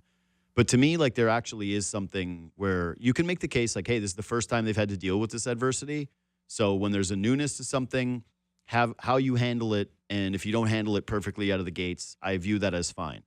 But if the final 20 games are going to be Austin Matthews scoring, what are you putting the over-under at with his goal scoring the rest of the way? Given that he's on this pace now, that it's plummeting, right? Are you expecting 10 more goals from Matthews this season? I don't know where but I want to see him play with some force. I want to see him play his shifts still matter. I know he's not going to be able to do that every night. It's unrealistic to expect anybody to do it every single night. But can I get the majority of them? Is that too much to ask? The Nylander part of it, I don't view it quite the same way, because that is where the captaincy sort of settles in. And with Matthews, his contract is way more up for debate in terms of where he's going to be a year from now and whether or not they're going to explore trades. I just don't know. Nylander's under contract for a very long time. I'm not really sure he would be someone who's looking to get out of here. I think that we kind of accept a little bit of who he is as a guy. I think that the leadership component is not asked the same of him as it is for a captain. But if I'm on the outside looking in at this thing, and if I think that I want to evaluate whether or not someone is the future leader of my team, then I do think that trying to piece together the way that they respond to a horrible season, the first horrible season of Matthews' tenure with the Maple Leafs, that I am going to take some of those things into account, because what happens if you do start next year and you're not playing great out of the gate for the first 10 games? How do you feel as though you're going to respond to that adversity next year? Well, look at the Quinn Hughes situation, right? Where there was kind of the Zapruder analysis of every shift that he was having at the beginning of the season in Vancouver. And, did he look checked out on his back check? And then, you get to 2 months into the season and the team's not playing well and it's time to trade him. So I'm not saying that's what's going to happen for sure with Austin Matthews, but you can see a world where it might happen, where if they get off to a bad start next year, it's not working out. So I think all of those things, the body language and how the players are playing and how much they're bought in, it's all going to be important. But I also think that a lot of the work on that front needs to be done in the off season. Sure. They're going to need to have whoever the coach is, whoever the GM is, whoever the leadership of this organization is, has to sit down with Austin Matthews and say, look, this was a disaster of a season, and we want to reposition ourselves. I don't think they're going to rebuild. I don't think they're going to tear it apart. I think they're going to try and do something around Austin Matthews, but they're obviously going to have to sit down with him in the offseason and say, we need you all in 100% in order for this to happen. And let's flush what happened during the season and let's move forward and let's be a better organization. And you have to be the leader of that. Yeah. I think you can retool and be competitive. I don't think you can retool and win. And so to me, it's if they go the retool path, that is going to be fairly indicative to me that now just making the playoffs is the priority and not winning a championship is the priority. That's the way that I would be putting it right now. Again, I just don't see a realistic outcome here where this organization is flipping what has turned into one of the more painful seasons in recent memory. Like, this is far more painful than, 2016 when they did the tank year? 2016 was intentional, right? Yeah, That that's they what I finished mean. dead last. Yes. Yeah. The year before that, 2015, they were trying to win when the season started, and then they ended up losing 14 in the last 16, and it falling apart. And that's when they got Mitch Marner with the 4th overall pick. I mean, I agree with you that it looks pretty bleak in terms of trying to retool, but I just can't see the organization looking at this and saying, let's pull it all apart and be Vancouver. It doesn't feel like that's where the headspace of where MLSC is at with the Leafs right now. Yeah, Like, I don't feel that way. They're not in the, no, I mean, they're not in the same, they're not looking at it the same way that I think you and I are. They're looking at it, and even management. I mean, even management was, they win those 3 games before the Olympic break, and it's like, maybe we can still turn this around. So, the way it's been described to me is that they've been a little bit slow to accept just how bad this team is and how bad this season is. I mean, obviously they have to now. I mean, look what's happened. Look at how they've played since the Olympic break. How could you not accept it right now? But it's been a process for them to realize that just how much of a mess this is. Mm-hmm. And, I guess, credit to Brad Treliving and the management team for starting to sell and selling a player like Nicolas Roy with term, because if they were just all in on being good next year, you probably keep a player like Nicolas Roy, right? Like, what makes you better next season, Nicolas Roy or a late first-round pick in 2027? Probably having the player. Or even the idea that you flipped that piece to try to get a Nick Roy type back. You know what I mean? Like, the return of that asset, if you were deciding to trade it, you're just getting back a similar player back. You know what I mean? Like, it's not a ceiling changer in terms of what you would be able to return to augment your roster in the immediate future. No, I mean, if you're trying to retool and win next year, you're probably trying to flip that first round pick for something else that helps you next year, right? Mm-hmm. You're trying to get, I don't know, a top 4 defenseman or something. If you can even do that with what might be the latest first round pick in the league. Yeah. So they need to fundamentally decide what they're trying to do and what the plan is. And I don't get the sense that that is, I mean, we don't even know who's making that plan yet. That's what I mean. Right? So, but they've got 2 paths here, and they greatly impact basically everything that they're doing. And it's interesting going into this deadline and not knowing which road they're going down right now. It's not ideal, because when Boston did this last year, they knew it was going to be a 1-year thing, and they were going to try and be good this year. And they had the management team that they liked, and they were sticking with that group. And not having that in place, and not having a team president in place like Brendan Shanahan, they don't have a path right now. Mm-hmm. So I'm not expecting huge fireworks from the Leafs today. We'll see. I suspect it's going to be the pending UFAs are traded for whatever the most that they can get, auctioning them off, and then that's going to be it. And I'm expecting, as I'm sure you are too, and most people out there are going to lose the vast majority of the remaining games, increase their lottery odds, and then you cross your fingers and hope you win the lottery. Mm-hmm. Yeah, that's not the greatest plan to have. Lose a bunch of games, not controlling your pick, hope that you somehow jump up and nail a top 5 draft pick. So that with what you're saying right now, though, is you don't believe OEL is going to get traded today. It doesn't sound like, I wouldn't say it's impossible, but they're waiting for the price to come up. I think if they can get a first round pick, they would pull the trigger, but I don't know that if they're going to get there or not. And the word on OEL around the league is that at his age, teams don't seem to love the term of having the 2 years, which is interesting. I mean, you see Mackenzie Weegar, obviously a different echelon of defenseman, but he's signed till he's 37 years old at 6'2", 5. Mm-hmm. And Calgary got a pretty good haul for him. So it's interesting with, I think, just with picks. Yeah. And a prospect that's okay. And Oli Mata, with a defenseman that can come in and play in your lineup. Like, they got 5 assets for him. So, and again, talking to teams around the league, they were like, wow, Uyghur's got so many years left on that deal, and he's 32 years old. That's the problem with that contract. Some teams are just gun shy about giving up a first round pick for a 34-year-old OEL who's had a lot of injuries, who's had some down years, who's been bought out in the recent past. With as good as his season has looked, that might be what holds the Leafs back from getting a first round pick for OEL right now. Okay, so I've kind of felt similar in terms of there's a few things with him. One is his family's expecting another child in the next couple of weeks. So his willingness to say, yeah, I'm going to pick up and go to just anywhere, I don't think is the same, right? Like, whatever his no move clause is, my guess 16 team, no trade. Yeah, right. So half the league, plus obviously he can't get traded to the Leafs. So there's 17 teams he can't be traded to. Right. So, and I would actually kind of guess that the organization, because they do like him, that maybe there's a little bit more of the Ryan O'Reilly thing at play where he might have those teams that he's not willing to go to, but that if he's reluctant for some of those other places, maybe they are hesitant to pull the trigger if the deal is not overwhelming, right? Like, of course, if it's a first and a second, the price point that they've asked for from those teams, they're not on the no move. I think that he's out the door. But I'm saying, like, if you're now trying to sacrifice on what the ask is, that maybe the organization leans towards being like, you know what, let's keep this guy. He wants to be here, blah, blah, blah. Let's go on down the line. So to me, he's the most important piece of this deadline. I've been saying this for weeks. Like, he's the guy that if you move him out and you get the price point that is being rumored that the ask is or anywhere close to it, to me, you would view this deadline as a success because you got off 2 guys with term. You brought back a couple of first-round picks. You moved off your pending UFAs. You got whatever you can get back for them.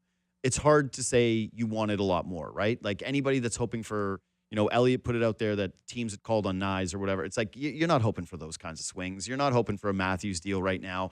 You're not hoping for a Morgan Riley deal right now. So real, like, what do you want for Nick Robertson? Like, the other moves that are at play potentially, they don't really make too much sense to me. The interesting name that popped up on the feed this morning was Kevin Weeks. He's reporting that, hold on, I got it here. Actually, I think we deleted it from our lineup. Either way, he threw out a bunch of goalie names of guys that could be that teams are getting calls on or that there could be calls on, and he put Stolarz in there. And I wonder if you think that, given that he has played well coming out of the Olympic break, that he does look healthy, that teams that might be in on Bobrovsky who don't want to pay that price point or don't believe as much in him could be looking at Anthony Stolarz right now and his likelihood to move today. There's not that many teams that want a goalie. I mean, Edmonton is sticking with what they've done for some reason. And who else would be on the list? I mean, maybe Vegas, but I can't see Vegas making a long-term commitment, which is what that contract for Stolarz is. I guess Montreal, you could say, might be looking for a goalie. I don't know. I think Bobrovsky would be at the top of the heap. It doesn't sound like Binnington's going to go anywhere. I really feel like Stolarz is an off-season problem or opportunity, depending on how you want to frame it for the Leafs. So I don't see Stolarz moving today. I think that's going to be a hard one. I don't think you're going to get much back. And you're just looking to kind of open up the lane for Hildeby and Woll to be your goalies next year. So because of, I'm only really bringing this up because of the Elliott, what we're hearing, but it was fairly interesting that Nyes' name was even mentioned. Like, you would think that no matter what path they're exploring, that the guy, given his age and the contract extension, that this would just be like an untouchable asset. Like, that's what he was for them a year ago. That's what he's going, like, you would think that he was going to be now. Have you heard anything on Nyes? Like, the organizations feel about him? Like, whether or not he could end up being available, whether or not they're happy with this season, because the idea was he sort of got a pass. It's year one of the first big contract. They lost Mitch Marner. He's had to move a little bit around the lineup. He's been dealing with an injury that was lingering that he talked about publicly. So I don't really feel as though there's been a lot of Nyes criticism this year. Again, most people have abstained from criticism. But what, if anything, have you heard on Nyes? I think that is more the vultures circling the Leafs and seeing him as a player of value that they like. Mm-hmm. Realistically, though, if the Leafs want to be players for some of the sexiest players that are out there and available, like a Robert Thomas, or, I mean, take your pick of like who the biggest name out there is, they would have to put someone like him in play, right? Mm-hmm. So if the Leafs start to have those kinds of conversations, then that's when Nyes could be put in play. And I think, the number one thing, again, if they're trying to retool and not rebuild, the number one thing they need to accomplish in the offseason is fix the blue line. Mm-hmm. So is there a world where it makes sense to move Nyes and bring in a top pair defenseman? Maybe. That might be the only way you can find that player. Because I don't think you're getting it in free agency. You're not getting it for the other assets you have to trade. So if there's a world where there's a legit top pair defenseman who can be your number one, that would be the only way I could see you trading Nyes. Or if you're looking at someone like a Robert Thomas, which would be kind of an interesting idea. Different kind of player, higher offensive ceiling, a little bit older, center. You could bump Tavares down the lineup or to the wing. But I don't know that those talks have happened. I'm just saying that if Nyes is going to move, it's going to be for a superstar return. Yeah, that makes sense. And I think that would be the natural position and that they wouldn't be selling him, and what you're saying about the vulture circling for sure. I think that based on the asking prices of what we've seen for Robert Thomas, like, and you see these reports like this team balked. They were like, we can't believe you're asking this much of this guy. I've been talking to my Montreal friends about him now for like a week and a half, right? Because Montreal is one of those teams where they're so prospect heavy. They look like they're entering a win now window. There's a case to be had where you go, boy, Suzuki and Robert Thomas down the middle, two guys that are both 26 years old that are going to be entering their prime over the next 4 seasons during this contention window with the East the way that it is, blah, blah. Like, there's a case. And even for them, they're looking at the price point and going, boy, that's what the ask would be? Like, that seems to be too much. I don't know what the Leafs could package together with Nyes that could get them in on a deal like that. Like, I think that they would still feel pretty short, given that they still, like, that's the part of this. They still don't have any other first-round picks. Like, they got one that's late in the first round and then one that's in 2028. Like, I don't even know what the flexibility would be to go up top using Nyes, or like really what his value is. Like how another team would covet him and say, well, Matthew Nyes is worth X amount of these prospects or X amount of these picks. I think that this year has made it a little cloudy in terms of what he is actually worth on the open market. Yeah, I think that that's fair. But, teams are going to look at the size and his age and the year that he had last year and be enamored that he's the next Tom Wilson, or, he's going to be a weapon like that as he ages into his body and learns, and you and I know we've seen enough of Nyes that he's not going to be Tom Wilson. That's not how he's wired like that. He's not going to be running over guys all over the place, but it has been a disappointing season for him, but he's had the problem with his knee, which affects his mobility, and then he just looks kind of slow, right? And he can't impact the game. I mean, you haven't seen any of the moves for Nyes where he's cutting to the net and using his hands combined with his size to really open up lanes for himself the way he did last year. So that says to me that it's an injury thing, and you don't want to trade him at a low point. That's for sure. No. I'd be very surprised to see him moved. I think that they need to put basically everything on the table and look at everything and try and, as you were talking about with McKee in the post game yesterday, talk about everything and explore everything. And if you want to get into the conversations on Thomas, who, yes, the asking price is super high. In general, I think at this deadline, the asking prices are high. What I'm hearing from executives with other teams is that it's a seller's market. And that's how you get a first and a fifth for Nicolas Roy, and some of the trades that are happening. Like, look at what Buffalo gave up to get basically, 2 third pairing defensemen with Luke Shen and Logan Stanley. Yeah. You could see a bunch of teams make mistakes here, and the Leafs have to be ready to pounce on that. But I don't think that that's going to be Nyes. I think that's going to be get someone to overpay for McMahon, get someone to overpay for Lawton, these teams that miss out on these other trades that are happening, and then hope that, all the other defensemen start going off the board. And a team like Detroit, who wanted Tyler Myers and has been in on some other players, gets desperate and does put a first on the table for Ekman-Larsson. Yeah, listen, I've been saying the same thing now for weeks, which is, and even when it was during the time, it's funny that it's become a seller's market, because I feel like it was like 48 hours ago we were getting rumors that it was a buyer's market, like, hey, the buyers are going to do well this year. And it's like, no, man, we've had this track record year over year over year. The more things change, the more they stay the same. Ultimately, in the NHL, if you are a seller at the deadline, you are probably going to do much better on your trades than you would during an offseason, or if you try to explore these moves at a later date. Like, it is what it is.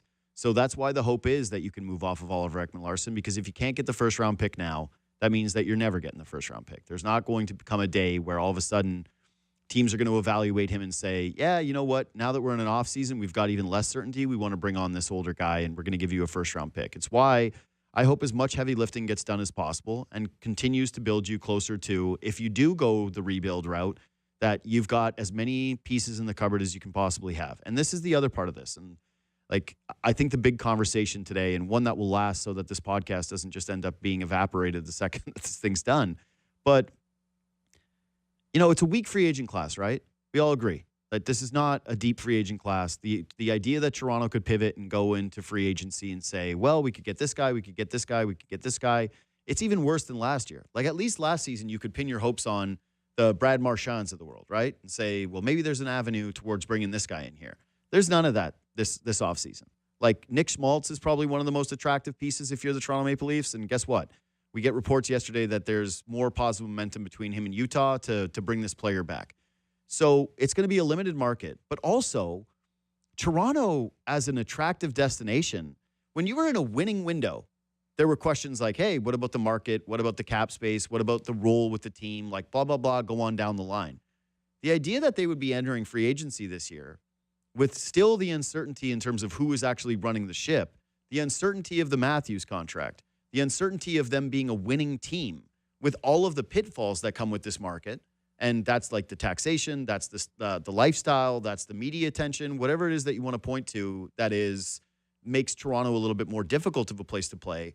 I kind of view, like, if you're looking at all these markets and you're saying where do free agents want to be, I'm not sure Toronto anymore is a top-tier free agent destination.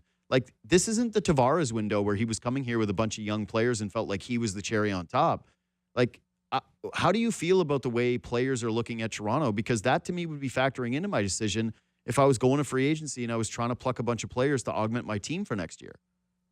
Yeah, I mean, the way that player agents and players around the league are talking about Toronto is look at this train wreck unfolding and look how bad it is. And I can't believe how far they've fallen. And, they play those games like the one against Ottawa where the shot attempts are 22-3 or 4 or whatever it is. And that gets attention around the league. It gets attention around the league because it's the Leafs in part, but it also gets attention because this team had 108 points last year, challenged the Florida Panthers in the second round of the playoffs, a series that everyone around the league was watching.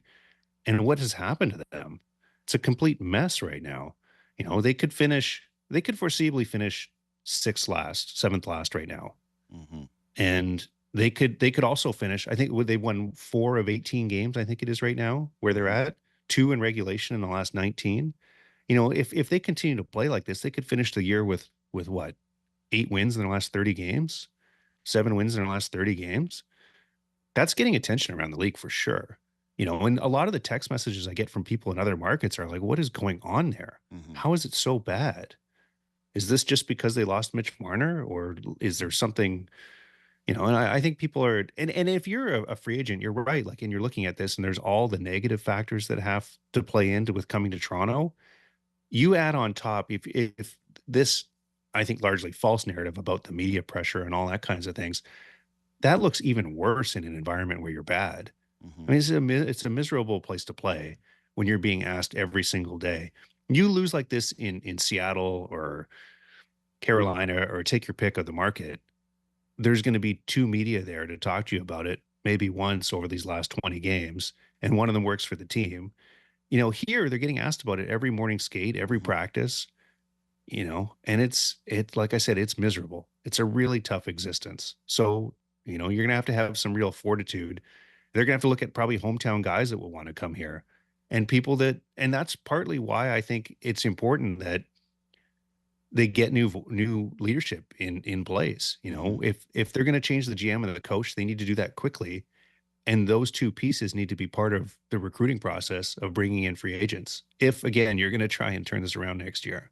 I think that you're right about the media narrative always being outsized. Where I do think it's difficult, though, where I really do believe it, is what you just mentioned with being asked the questions every day. Like, I don't really feel bad for professional athletes. Like, I'm not one that's like overly sympathetic. I'm not like, hey, they're human beings all the time and getting emotional about it. But just, you see after all of these games down the stretch, the questions in the locker room always being like, how are you dealing with this? How are you dealing with this? How are you dealing with this? How are you feeling about this? How are you feeling about selling? How are you feeling about losing? How are you feeling about the day-to-day of this operation? It's just human nature to get worn down by that, like, period. And, Joseph Woll it's a volume problem, right? Really, is what the media is here. It's not so much that you have these really negative people around you going after you, because that's not really happening. If you look at the post game and the questions they're getting, they're not getting a columnist with the New York Post getting in their face and barking at them. Like, that's not happening. Like, people are respectful, and I don't think that, but it's respectful, right, but repetitive. Yes. it's like Groundhog Day for them. It's over and over and over again. And you get different people, right? You get different people at home than you do on the road. So you'll come back home and you'll get the same questions from different people. And you're Totally. like, oh man, I just answered this 5 times and now I have to do it again. I mean, I've seen it tons in my career, and you get the eye roll from the player, and you got to be mentally tough to play through a season like this. And you got to be mentally tough to play through a season like this and be able to recharge and come back next year and wipe the slate clean and be ready to go next year. That's what they're going to have to do with the guys that come back. Yeah, my point here, the greater one is, and I think that we're coming to the conclusion of it, which is like, listen, players don't ever want to go to places where it looks like a loser, right? Like winning does matter in free agency. Of course it does. The money is the biggest thing always. Like you get to set up your family for generations, and the role that you have, the coach that you have, the living style, like all those things play account.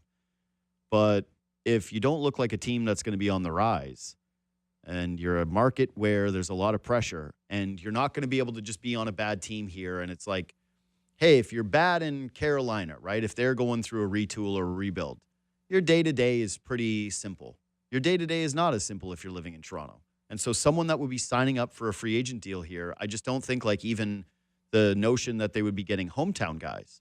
Like, why would you want to be a hometown guy on a Maple Leafs team that it could be 3 months away from Austin Matthews getting traded in next year? Like, that's on the table. Absolutely, it's on the table.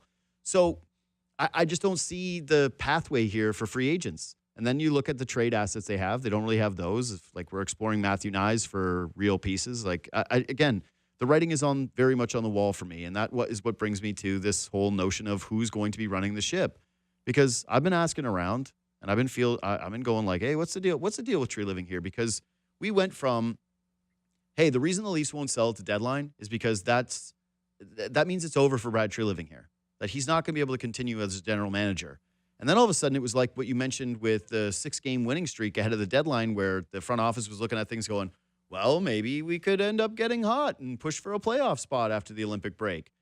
And now the goalpost seems to have shifted from there's no way Tree Living could sell because it means his job, to Brad Tree Living needs to have a good deadline to save his job, that the goalposts have moved there.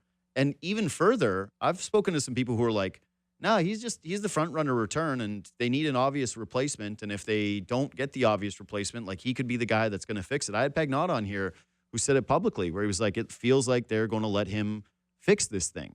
And again, that to me just feels like you're not really picking a direction. You obviously have to have that come the offseason, like who is in charge and who that's going to be.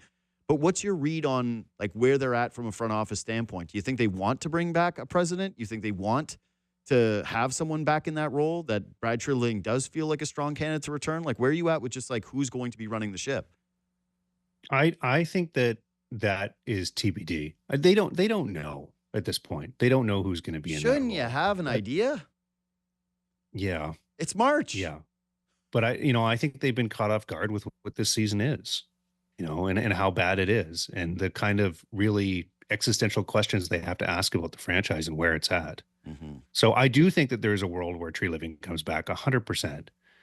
And maybe the way the deadline goes, and maybe the way the rest of the season goes, maybe that all plays in, and Tree Living can try and, can spin, if we get a different coach in here and we change the mix a little bit, that, injuries were a big part of what happened to us. And I mean, there were a lot of meetings with the brass over the Olympic break, and they talked about a lot of these things. And, I think what you saw in the Pelly letter was instructive to what they were thinking at that point in time.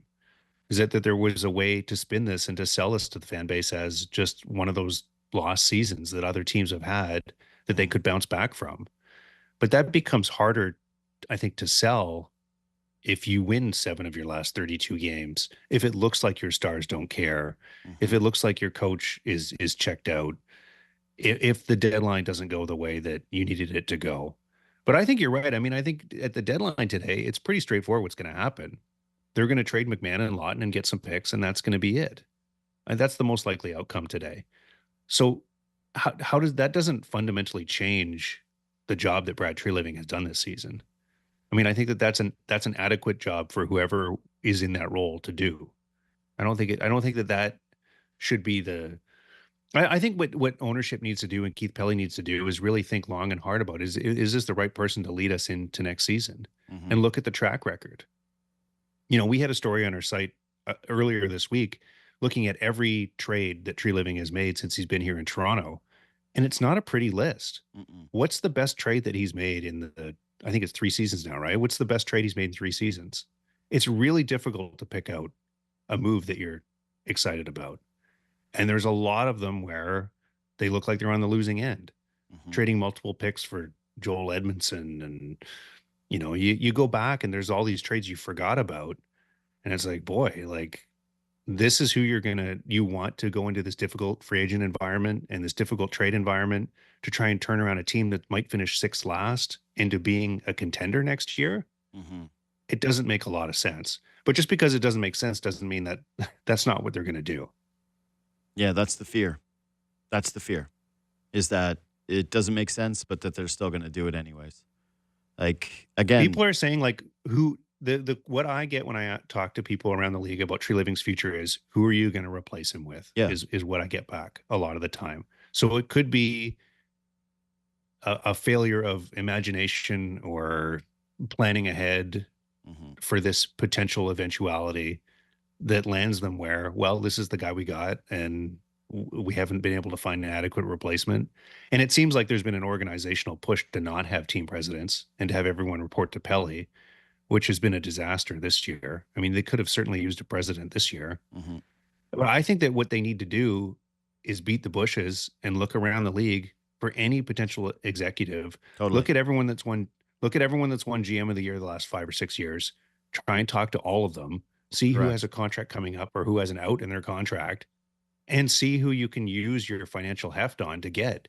Offer to double their salary from what they make in Tampa or Dallas or Colorado, and see if you can get someone in here to fix this. So I think that the fans are pretty accepting of just about anything when it comes to the roster right now, right? Like I mentioned it. I don't think it's taboo to discuss Matthews trades anymore. I don't think it's taboo to discuss anybody on this team being out the door.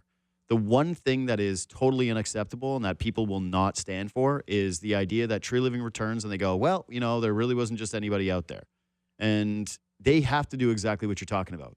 That's the one place where the Toronto Maple Leafs can just never again feel like they are not on top of, which is bringing in the absolute best hockey minds on the planet and having a war chest of people that are running the organization who have real clout in the league.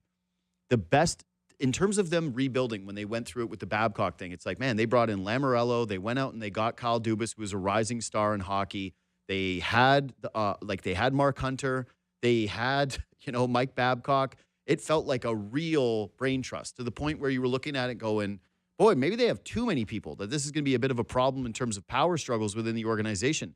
You can't have it just be one guy who's Brad Tree Living, who now has 2 examples of hockey teams that he's essentially run into the ground and has not had a really strong track record. Like, imagine them bringing Brad Tree Living, going Team Canada, he's the GM next time around. Like, that's not going to happen. That's not up for... Well, and not only that, JD, who's Brad Tree Living's right-hand man? Who's helping him make the most of the decisions? 100%. It felt Jared like Berube Clancy. at times. Or Berube. I mean, it felt like Berube was talking to Pelly, which is, I had someone say this to me as well, is that Berube is culpable in what happened with the roster and what happened this season, because he was such a big voice in the style that they were trying to play and the players they were trying to bring in. And that's 100%. That's what other teams around the league are saying, is that Berube had such an outsized voice, and that can be dangerous. It was dangerous when Babcock had that outsized voice, pushing for Patrick Marleau, overplaying Patrick Marleau. And I think the same thing has unfolded here with Berube. And I mean, I think the chances that Craig Berube's back next year are almost nil, right? Like, it'd be completely shocking for him to come back. Well, he's got the 2 years left on the deal at big money, so they got to get ownership to sign off on that. But I also think that some other team is probably going to hire him, and then you don't end up having to pay all that money. And so, yeah, he's going to be, the question with Berube is, like, do you do it soon or do you wait till the end of the season? And he's doing a pretty good job of tanking right now. But I think that the brain trust around Brad Tree Living also doesn't give you, like, it's not the best teams in the league. Like, if you look at Dallas or Carolina, they've got people in the roles around the GM that you're talking about. Like when Dubas was AGM and Hunter, and they had this Lamoriello, and even Shanahan, had some clout when he first started and did some good things at the beginning with the organization. He had just been working in the league. Like, there's a lot of reason to believe in him. Yeah. A lot of connections. Yep. He knew the former players that were running teams around the league. He could pick up the phone and call anybody. The Leafs don't have that right now. They have 6 assistant GMs, and I don't look. Brandon Pridham is great at what he does in terms of being a capologist, but you look at the other cast there, and it's a big step down from what they've had in the past. 100%. There's no doubt about it, and that's why, like, to me, the most important things are going to be one. Like, that's why everyone doing the fire the coach conversation, I'm like, I don't really care. Like, there's something. It's already done anyway, right? Yeah, it's going to be over. It's not going to continue into next season. There's just no way that he's coming back. You're tanking right now, and like the only case that I've made for not having Berube around the rest of the way is, hey, what does it look like with some of these guys if you take this guy out of the equation in terms of trying to inform your decisions for the following year? Like, what if Lalonde takes over? He decides to make a couple of adjustments. The team starts playing a little bit better. You get a little bit more of Austin Matthews. Because, like, if you're making the Austin Matthews excuse, right, the number one thing you're pointing to is probably, 1, the talent on the team. But 2 is just like, hey, he was on a power play that had Mark Savard. They didn't think that was well run. We don't think that Berube's asking him to play the best way that he could. Maybe you get 17 games of Matthews looking normal and you feel completely different about retool versus rebuild. Because, like, to me, that's such a big piece of this is, like, what are you trying to retool for if Austin Matthews is in the 50s in points and William Nylander's in the low 30s? Like, that's not enough talent up top to be able to supplement whatever holes you're going to have with the rest of the roster. That's part of the plan when you have star players on big-ticket contracts. But with Berube, yeah, I don't care. I just want to see what happens with the executives. I want to see what happens with the decision makers and then how they communicate what their next plan is through their actions, but also the way that they invest in communicating with the fans. Because you and I have talked about this for years. There's a massive gap. It's grown ever since they brought in the Lou Lamoriello staff. This gap between feeling beholden to communicate plans to the fans outside of there was going to be pain to where we're at now, where it feels like there's such a monumental rift that the guys upstairs don't even seem to understand how big the rift is. Like, they're almost like oblivious to how upset this fan base is and how apathetic some of this fan base is and how frustrated they are with the way that things are going right now and how few things they have to point to that they can be optimistic about. That's the thing as a sports fan. You just need to sell hope. And right now, Leaf fans don't have a hope. Anyway, the Berube thing, last thing before you go. Like, so that's just it? He's just going to coach here the rest of the... Because, like, I watched him yesterday, and he's doing another spiel about how it sucks and the game was hanging in the balance and blah, blah, blah. And I went, just free this guy from this torture. Like, if you're Brad Treliving and you like Craig Berube, like, let him go. Yeah, I remember when Burke fired Ron Wilson, it was like I was just doing him a favor. Right. That's how this feels now. Kings fans, they lose that game 8-1 at home, and Kings fans are chanting fire Hiller, and they pull the trigger on that within 48 hours. But I just don't know, does the Leafs fan base, the one that the people that are in the building, do they care enough to? Probably not. I mean, I don't see it. It's interesting that they had the fire Wilson chant. What was that? 2012, 2013, 2012, I think. Has like the fan base changed so much that they're not engaged enough to chant to fire the coach now? I think where that they were in a 2012? lot of the seats are corporate seats. Yeah. And that people, like, again, you look in the lower bowl and it's a lot of people that are there. It's like you're a client. You're this. So 14 years, it's changed to that degree where that just seems unthinkable that they would do that. Yeah, look at the old think you're videos right. compared to now. Like, it's a completely different atmosphere. Like, it used to be a hot building. This wasn't always a library market. Like, it wasn't. It used to be a red hot city when the Leafs were a good team. And sometimes you see that in the playoffs, right? Like, I think the fans have gotten up a little bit better. But as the years went on, especially once the demons started to kick in, people started to be a little bit more sitting on their hands. But yeah, no, I don't think that they're going to get that in the building. And that's the one that, if you want to point to the thing that I'm hopeful for, the only thing I'm hopeful for is that they're looking at this from a business standpoint and saying, boy, if we try to do, like, the market is savvy, man. Like, Leaf fans, I've said this over and over again. They know their team. They know the product. There's a very small population that's like no idea what's going on, head in the sand, doesn't really care. You've got a hyper-invested fan base that is not going to be sold on a retool and invest real dollars into sweaters, into tickets, into any of this. So it's like, good luck. You better get by on just the corporate buys. Better get by on just the season ticket holders that are there for the law firm that's like, we need to be able to take clients to these games, because the average fan during what is a recession, what is when our dollar is down, when our buying power is low, when people are struggling to buy groceries, when people are struggling to buy homes and pay their rent, the Leafs are a luxury item. And there's a lot of entertainment dollars that go around the city. The Blue Jays are red hot. What are you going to spend your money on? A World Cup ticket or a Toronto Maple Leafs game? Like, it's a no-brainer. This is a competitive environment. It's not the days of old where the Leafs could just get by on being like, we're the big ticket in town, we're the hot ticket. This is just the place that you come to for the premier product in the city. We've got too much that you're competing against. Concerts. They just built a new concert venue. Like, I've got 10 concerts I want to go to this summer in Toronto. So if you're looking at your buying power, it's not going to be the same with the Leafs if they trot out just a mediocre to bad product that doesn't feel like it has a direction. If you've got a direction and you're telling people like, hey, we're going to be like the Babcock thing, paying for a couple of years, people will be invested. They'll stay tucked into whatever that is. If you try to run back the same cast of characters and go, oh, it's a different coach and guys were hurt and we feel like maybe we make a couple moves on the fringes, I really do feel like they're going to feel it in the wallets.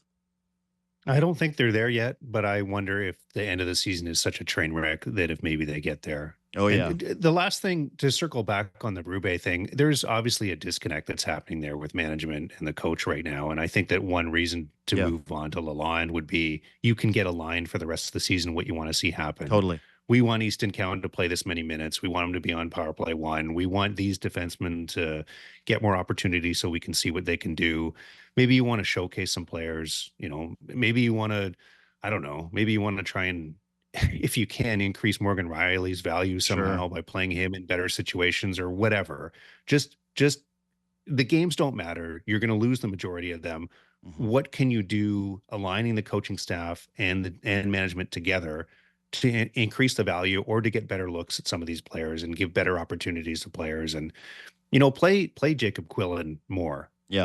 I mean, I don't know that he's a difference maker, but make him your third line center and see what he can do. Like, is he a guy that can play on your team next year? Look at anyone else with the Marlies and say, like, are any of these potential pieces for us next year? Mm-hmm. That's what they need to do. I mean, they're going to trade 2 or 3 more players today. There's going to be more holes. There's going to be more Marlies in the lineup.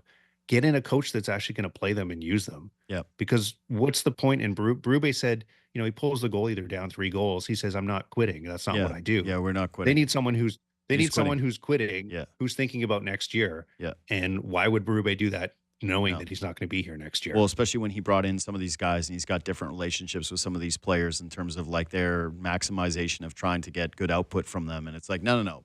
Sever that piece of it. I honestly, I got to tell you, I'll be surprised if Berube coaches the rest of the season. I've been surprised all week that he's been coaching all of these games. Like, I keep waiting for the announcement. Maybe it's going to come post-deadline. Maybe it happens after another Saturday night loss. Like, I don't know. Usually they try to bury that stuff Fridays. They don't want it to be a big deal, but the writing's on the wall there, so just set the guy free. James Mirtle of The Athletic, thanks as always for making time, buddy. I appreciate it. Thanks, JD. We'll see you after the deadline. James will be back on Monday when all this is said and done because we'll break down whatever the moves the Maple Leafs end up making. All right, quick break. We'll come back. We've also got a trade to announce. Hold on here. This trade deadline update is brought to you by your local Ontario Subaru dealers. Subaru, welcome to Uncommon. The Minnesota Wild acquiring Bobby Brink. Nice little piece for the Minnesota Wild. They trade David Jiricek to the Flyers. All right, so quick break. We'll come back and we'll close out this hour before Kris Versteeg and Devante Smith-Pelly. We're your home of the Toronto Maple Leafs. Hear the action on Sportsnet 590 The Fan, streaming on the Sportsnet app and at sportsnet.ca/590. Psst, did you hear that Friday's Lotto Max jackpot is an estimated $20 million? If I won, I'd start my own film festival. Shh, no dreaming during the movie. Sorry, I'd produce, direct, and star in my own summer blockbusters. And watch them in my 200-seat home theater. I'd buy my own roller coaster. Sorry. Friday's Lotto Max jackpot is an estimated $20 million. Why dream to the min when you can dream to the max? The legendary Yeti thrives in cold environments. Just like my Subaru, all-wheel drive is like having an extra pair of Yeti legs. The Yeti's natural habitat is in colder climates, but it's been spotted all over Canada. Just like Subaru, we go everywhere, enjoying winter with the little ones. They grow up so fast. Legendary winters await, so hurry into your local Subaru dealer for lease and finance rates as low as 0.5%. Conditions apply. See dealer for details. Subaru, uncommon comes standard. Hi, I'm Jessica from Speedy Glass.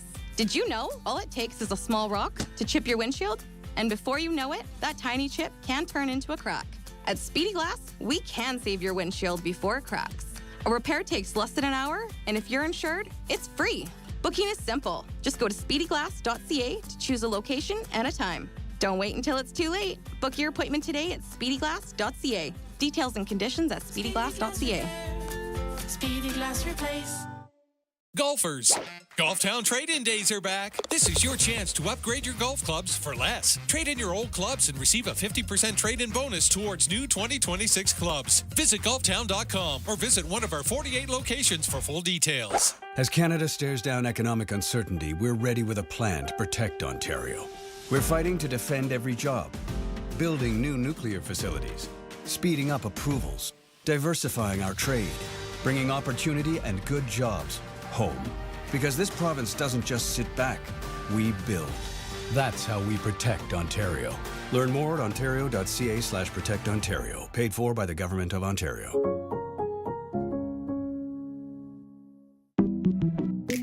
At Desjardins, our business is helping yours. We're here to support your business through every stage of growth, from your first pitch to your first acquisition. Whether it's improving cash flow or exploring investment banking solutions, with Desjardins Business, it's all under one roof.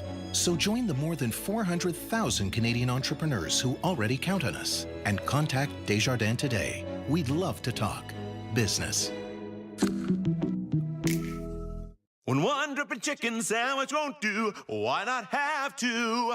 Pretty good, but what else you got? The audience needs to know these sandwiches from St. Louis Bar and Grill are all you can eat. When one dripping chicken sandwich won't do, why not have a few? I like it. That's right. They're big, they're saucy, and they're all you can eat. On for a limited time, our drippin' chicken sandwiches are all you can eat for just $18.99. Only at St. Louis Bar and Grill. Dine-in only, taxes extra. Why is Kintec different? Because real pain relief means more than treating symptoms. It means looking at how alignment, joint motion, and pressure points work together. That takes foot health experts who truly understand how your body moves, and a custom plan of orthotics, footwear, bracing, or a mix. So pain doesn't hold you back, and you can keep doing what you love. There are shoe stores, there are clinics. Then there's Kintec, footwear and orthotics, together in step. Kintec Footwear and Orthotics. BetMGM, authorized gaming partner of the NBA, has your back all season long. From tip-off to the final buzzer, they're ready for every exciting moment and every highlight play that comes throughout basketball season. Download the BetMGM app. BetMGM.com for terms and conditions. Must be 19 years of age or older to wager. Ontario only. Please play responsibly. If you have any questions or concerns about your gambling or that of someone close to you, please contact Connects Ontario at 1-866-531-2600 to speak to an advisor free of charge. BetMGM operates pursuant to an operating agreement with iGaming Ontario. By joining the skilled trades, you'll make a living while making places to live. With over 140 skilled trades to choose from, there's more opportunity than ever to create a stable career for today and tomorrow. Building stronger communities right here in the place we call home. That's how we protect Ontario. Join the skilled trades. Learn more at ontario.ca/skilled trades. Paid for by the Government of Ontario. Tune in all day today for Sportsnet 590 The Fan's wall-to-wall coverage of every deal, big or small, on NHL Trade Deadline Day. Presented by your local Ontario Subaru dealers. Sportsnet 590 The Fan.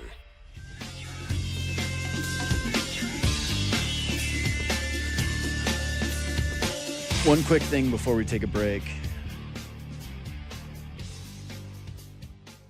I'm always curious about the deals that don't get made. The ones that do, we can get, okay, evaluate this, easy money.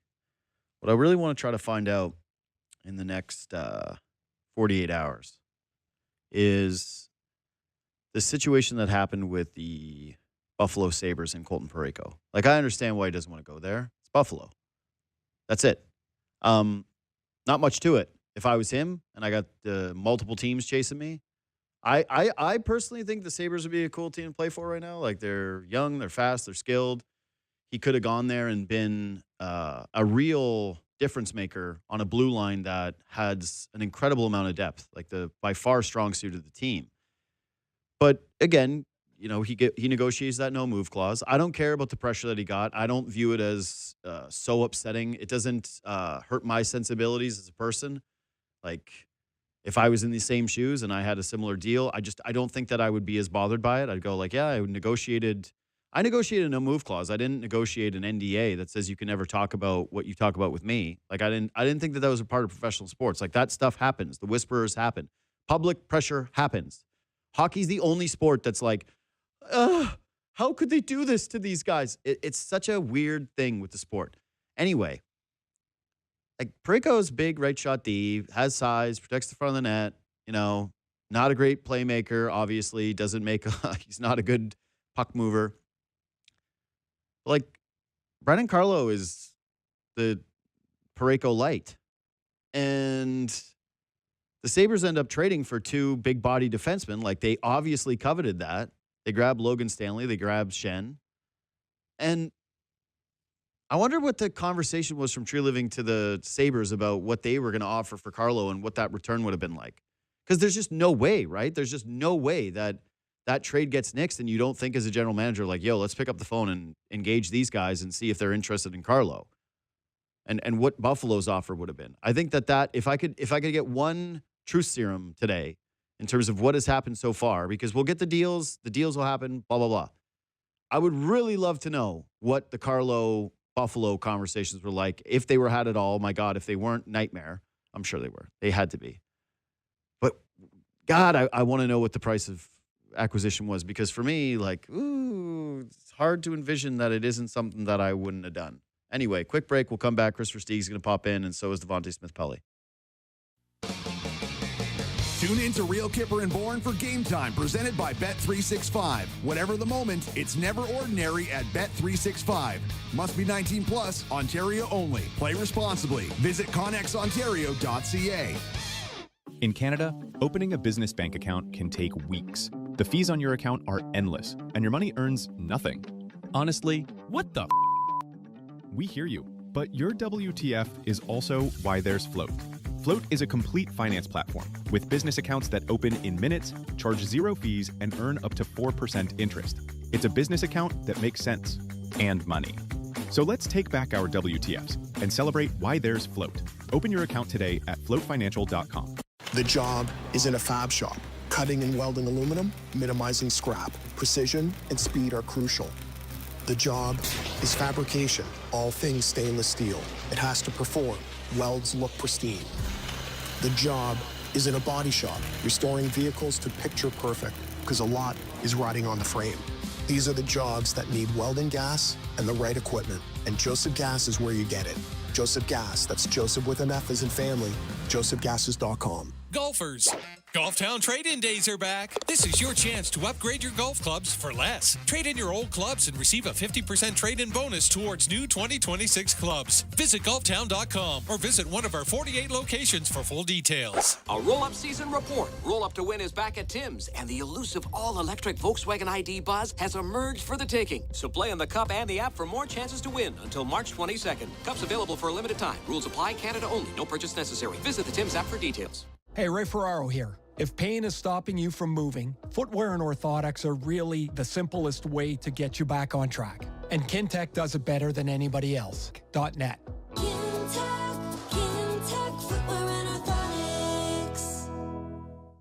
Psst, did you hear that Friday's Lotto Max jackpot is an estimated $20 million?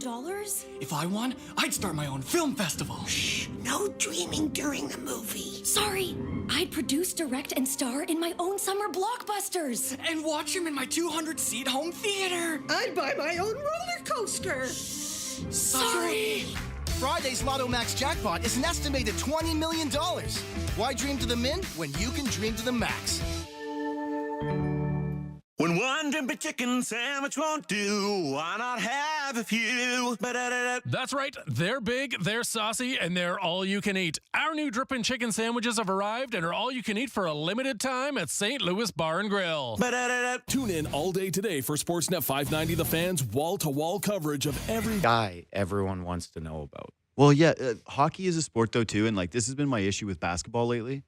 The thing that drew me to the NBA as a kid was there was so much versatility in the players, right? Like, You had a 7'7" center who couldn't move, was a big string bean, but was 7 feet plus tall, and you went like, oh my God. And then there was Muggsy Bogues. And you have like 3-point specialists, and you have mid-range specialists, and point guards who are ball handlers, and power forwards that, could rip through traffic and finish a dunk. And now the league is like, we want all guys who are 6'9", who shoot and play defense. Everything. Like everybody's the same thing. Hockey has always kind of suffered from that, right? Like you can watch a game and the players can sort of blend together a little bit. Yep. Where you're like, wait, who is that guy? Like, especially as a new fan. 'Cause yes. you could watch a game and you can't tell who the star is. You right? have no idea. That's why McDavid is so important in the league. Is like you can show him to anybody, like first time watching the sport, and they'll be like, who's? Well, it's like watching a kid's hockey game Yeah. and you see the kid who just goes end to end. That's McDavid. But then, like you said, the rest of the group, you don't know. Yeah, when you played like Adams, Yeah. when the kids started to get like, you have like one good guy on your team Yeah. in Adams. You were probably that kid. That was me. Yeah. It's like, he's like, you had one good guy on your team in Adams House League. And he would score like 8 goals a game, and the rest of you guys would be like, I got assists on Derek's goals. Yeah. And you'd be like, wow, way to go. I got Good 200 for you. points this year. Yeah, exactly. It's like he looks like that except for in the NHL. But Byfuglien was one of those dudes where it's like, man, you stood out. You were just like a completely different beast. And my God, did he ever hurt some guys? 100%. He hurt guys, and he hit to hurt his friends harder. Yeah, I love that. Like in games, me and him would be playing, and we'd go into a corner, and he'd whack the back of my legs hard. Yeah. Like he would give me a cross check in front of that. I'd be like, Buff, like we're buddies. And he'd like give you a punch and a face wash, He didn't care. You can't do anything about it. No, but our Hawks teams, like I kind of think back, like we had a lot of cast of characters of guys that played a different way, or like you think of Andrew Shaw, like this guy who looks like a house league player playing in the NHL. Yeah. And if you're an average fan, you're like, who's this guy who can't skate, looks like that pretty? And then all of a sudden he's getting in a fight and scoring a goal, They kind of broke the mold a little bit. I really liked Shaw's game. Unreal game. Yeah. He's an unreal game. But Buff is that. Like he's the guy, you watch a game, first time fan, you're like, who is that monster out there? Trucking guys, shooting the puck hard, everything. And I've always gravitated towards those types of players in physical sports. The guys where the legend is you hated to play him because they were going to hurt you. Like, that's why I love Chris Pronger. Like, or the guy that doesn't work that hard. Yeah. That somehow is amazing. Yeah. But the Pronger stuff was like, I just always loved how nasty he was. And like that he couldn't even turn it off in a charity game where he's rubbing out, Justin Bieber and throwing him up against the glass. And be like, he's nuts. Feel it. Yeah. Feel it. I once talked to Pronger about an All-Star game. Last time it was in Toronto. So that was like 2 years ago.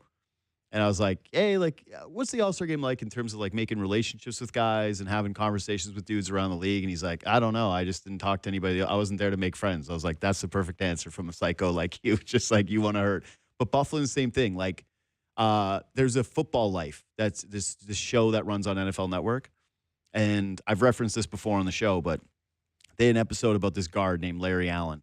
And they interviewed a bunch of defensive linemen who used to get what was called the Larry Allen flu, because they hated playing against them. Yeah. And they are going through these monsters, right? Defensive linemen. Like, think about the worst human being you could ever run into in an alley. It's like an NFL defensive lineman. Might have been juiced up a bit, too. Yeah. But they're talking about Larry Allen being like, he hurt me so much. Like, he would just grab you. He had unreal grip strength. And he would grab your flesh and just twist. And all game long, all he wanted to do was, like, dominate and hurt you for every single snap. So guys would be coming out. And I like to picture Byfuglien that way, where it's like, every hit that guy ever had lined up, he was like, yeah, I don't care about what your future is in this league. Like, I want you off the ice. And the thing is, with him, it would take him a bit to get there, though. Yeah. Right? He could come into a game and he'd almost be disinterested in the hockey game. And then something happens that turns him into an animal within like 2 seconds. Like maybe it's a slash, maybe he dropped the puck and turned it over. And then it's just like, boom, he turns it on. Like even in the Stanley Cup playoffs, I remember against Nashville 2010, he was awful. First round, awful. He was playing defense because Brian Campbell was out. He wasn't even really engaged. We're like, what's going on? Yeah, you forget that he'd flip.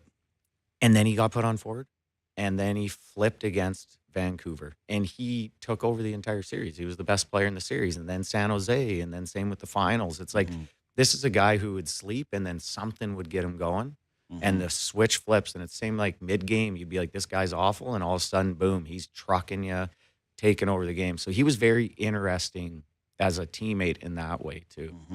Yeah. You're not going to get a lot of that with the Leafs down the stretch here. Like, it's going to be a slog. And what I'm curious from your perspective is I just had this conversation with Mirtle. Like I was talking to him about how at some point I read this Tavares quote, and Tavares gave like what I view as kind of a different era of athlete quote, where he talked about how, yeah, listen, it is what it is, but ultimately you need to be able to imprint your culture. Like this is a team that's been winning for 9 seasons. Yeah. Now you face some adversity, and guys just immediately going in the tank. They're quitting on the coach. They're not skating. They're making hope play after hope play. They're not forechecking. They're giving up the blue line to every single person that just wants to have it. They're not defending the front of their net. They're not playing with any passion. There's never... They're checked out. Yeah, completely checked out. So, like, I understand that there's, like, a human nature element to this where you go, like, hey, you're up against it. Your team is bad. You're in a tough market. You're not going to perform well every single night. But what does it say to you about, like, the culture that they've built over the last 9 years that it can fall apart this badly and that it can look this way where your leadership structure is not really playing with any jam? Yeah, it's kind of interesting. You know, like, this team has won Yeah. regular season. This team has, played well in the playoffs. They haven't gone past, Sure. where they want to go. They've had guys who've won that have come in. They've had other guys with different characters who've come in, different intangible pieces we thought could help the team. Problem with that is every time they bring in a guy with an intangible piece to help the team, they don't play him, i.e. Scott Lawton. You bring him in, you put him on the fourth line, you put him left wing. You've never played him up in the lineup. You've never given him opportunity, and you paid a first rounder for it. And a prospect. Which is insanity. Yeah. So there's a lot of issues that have happened over that time to allow them to underachieve. But then, yeah, you get into a situation now where I don't think it's so much a piece of the culture, but it is. Like, you've been so used to winning and doing it so easily throughout your time, and now it's not easy, and the end is now for the season. So how do you get up for games, especially when it's not like these guys are all rookies. Yeah. They're 6, 7, 8, 9, 10, 12 They years only have in, one rookie. right? And they know they're not going to the playoffs. How do you motivate that guy? It's not easy. I've been there. It's not an easy thing to do, especially at that stage of your career. The more interesting piece to this is, what do you do for next year, right? I'd be tearing it all down. And so that's the thing. Do you tear it all down? Yep. Or do you go in with, like, these are still your top 3 guys and try to see where it sits after this or next season? Do you still have enough here that could go into it? Because technically, based on the Eastern Conference, it is a wide open conference of teams that aren't juggernauts. And if you get in, you do have a chance, and you still have some superstars here. Can they do it in the playoffs? That's still, we're how many years into this? Yeah. So maybe not. But I'm more interested on the business side. Like, I bet you they're just going to trade a couple pieces and then try to go right back at it again next year. Is that the best case scenario? Because you probably only have 3, 4, 5 more good years with Matthews left, 2, 3, 4 more with Nylander. Are you going to try to maximize those 2 years, or should you just bye-bye? Bye-bye. Right? So for me, I think that the hockey case and the business case are the exact same. Yeah. And I just did this, but like, the market's smart, man. They pay attention. They care. Like, how many people come up to you and just have conversations with Leafs where it's like they're super invested, they know so much, and you're like, I don't even know that much. Well, because I come on the show and, Yeah. You see the parents at the rink or the coaches on my team, and they're always wanting to talk about it and think about it. So you've got a market full of people who know what's up. This isn't Carolina where you can just be like, yeah, we're going to compete this year. And the fans are like, all right, we're going Send down. out a letter. Yeah, like, we're going to the hockey. And hey, we weren't very good this year, but are we going to be good next year? Like, yeah, we got the names that we know, so we should be back. It's like, they're going to sniff out a fraud. And right now, this team is a fraud. Yeah. And the idea that they're going to, like, retool and bring back a couple of guys and maybe move off of one of these first-round picks to bring in a winger or a blue liner, it's like, it ain't happening. It's over. The window's done. So to me, it's like, your business case is actually going to be solidified by, like, okay, you're not getting playoff revenue, but you probably weren't getting that anyway. But at least if you're selling the fans on hope and you're bringing in a couple of young, interesting players and you're deciding to move off of guys that everyone has now watched for a decade, there's a different level of intrigue that people would have in this team. Like, they're going to be more invested in wanting to be at the arena, watch the game, see a new team. Nobody is going to want to watch this team next year if they're like, it's Matthews and it's Nylander and it's Nyes and it's Tavares and welcome in the new guy that's not going to, like, the new Scott Lawton, who is not going to play any meaningful minutes and will never see the power play and will never have a meaningful minute in his life on this team. Like, this thing's done. And the longer they draw it out, the more painful it's going to be. For the longer it's going to be, the more you're going to be able to lose some fans, the more you're going to have apathy set into the environment. And, like, honestly, this is sort of where I'm at in terms of, like, the Matthews part of it all. If I was, like, in his camp and I was his buddy, like, if I was his good friend, I'd be like, hey, what are you thinking? And if he was like, I'm the captain of this team, I want to see it through, I'd be like, yeah, good for you, man. That's sick. Like, I guess you gotta. But if I was like his close confidant, I'd be like, man, people here, they're critical of you. You're an unreal player. You're one of the faces of USA hockey. You just won a gold medal. Like, it'd be pretty cool to play in the States, no? You only got a few years. Yeah, like you had the back thing. You already went to Germany. Your goal scoring's dropped off. You got to play next year again with Max Domi. Like, come on. I've thought about his career too, especially after the Damien Cox article, right? Yeah. Where I don't know if he cares about that. I don't think he cares, but it's just more like, do you want to stay, like you said, in a situation where it's going to be constant resentment? You can't win. Where you can't win. The only thing you can do is literally win, and the team's and not to good enough flip to it. do Exactly. that. Yeah. So that's the only way for him out of this is to win. Totally. So yeah, if you're his representative or you're a close friend, that's probably what I'd be telling him too, right? Like, look somewhere else. Why not even try to see if there's something else? Especially, again, I just kind of look at when your career starts to go down. We've already seen, he's a great player still. Sure. Still plays 200 feet. But as you get into your 30s, right, some players with Changes. the wear and tear and the mileage and the style of play, stylistically how you play, it starts to change. So how many more prime years do you have left to actually win a Stanley Cup or be the guy on a Stanley Cup winning team? And is that going to happen in the next 4 years in Toronto, right? Even if they have to rebuild or retool, that's not happening in 4 years. He's going to be 29 next year. Yeah. And he'll be on the last year of his contract. Well, next year. He's 29 this year, right? No, he's 28. And, he's turning 29, I think, this summer or this fall. He's he's like a later birthday. Yeah, he's a late birthday guy. So he's 28. He'll be 29 to start next season. And that'll be the last 2 years of his deal with Toronto. Yeah. And if you're him and you want to look at this like, how do I make sure my legacy in Toronto still is one that's favorable? Because ultimately, like, this is my only thing with Matthews is I do think he likes being a star. I do think, like, right now there's those ads running, right, for McDonald's where it's McDavid and it's Matthews. And I know he's captain of Team USA, but let's be real here. If this guy was playing right now for the Carolina Hurricanes, he's not him and McDavid. It's just like he's a guy who's really good on the Carolina Hurricanes and they like him. So I think that he wants to still be in a market where there's some juice, right? That's why I kind of think Which is a good thing. For sure it's a good thing. Like It's a guy wanting to be here. It's one of the best things about him in this market is that it's like there's a passivity to him that some people don't like, where it's like he's too cool for it, where it rubs people the wrong way when you're losing. But that too coolness is also why it's like when that Damien Cox article comes out, I'm not like, he read it. Yeah. He read it. He's leaving. Yeah, he's gone. He's out of here. I just think about how it could build, though. I don't see it. Right. I don't see a build without moving him or without moving Nylander. And I don't know. I'm not really sure what Nylander. If you could move one or the other, who do you move, though? Well, I would be moving Nylander if I had the choice. Like if Matthews was like that's what I would do too. If Matthews was like, I'm gonna stay, but how are we gonna win? And they had a super creative deal for Nylander where they were like, hey, we're moving him, but we're getting a whole bunch back, and this is actually going to allow us to reshape the roster. Fine.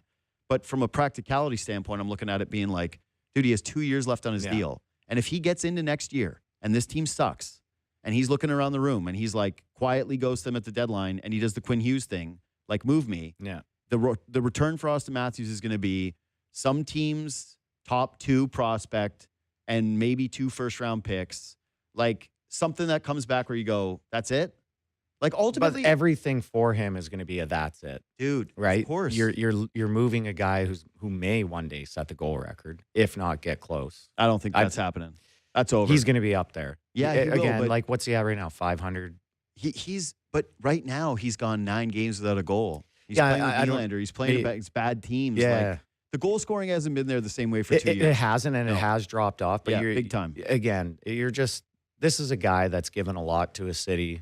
Clearly, it's not going well. And within the last part of his career, it's just interesting to see what he will want to do. That's why I'm so interested in the Matthews thing. Yeah. On the Nylander side, that's why I asked you that too. It's like you have a guy too that wants to be the guy who's kind of also probably similarly more like a Phil, right? Mm-hmm. Probably better that he slots in the 3, 4, 5 hole as a top guy with 2 other top guys. I know there was Marner and Matthews before, but I'm talking like bona fide winners above him, right? Yep. Malkin, Crosby, something like that. Is there a situation that helps him that in turn helps the team drastically in 3, 4, 5 years from now. Yeah. No. So, yeah, Matthews just sitting at 427. Yeah. So it's like he's 427. Yeah, because he broke the goal scoring record. Like, he didn't pass Sundin in terms of total goals. 5. I was wrong. He passed him for all time as a Leaf. Okay. But it's like, yeah, that's still like, Yeah, he's not catching it. Not even close. No one's catching He's that not getting there. for Like, he's not getting there. He's probably like, maybe he's got a case for getting in the top 10.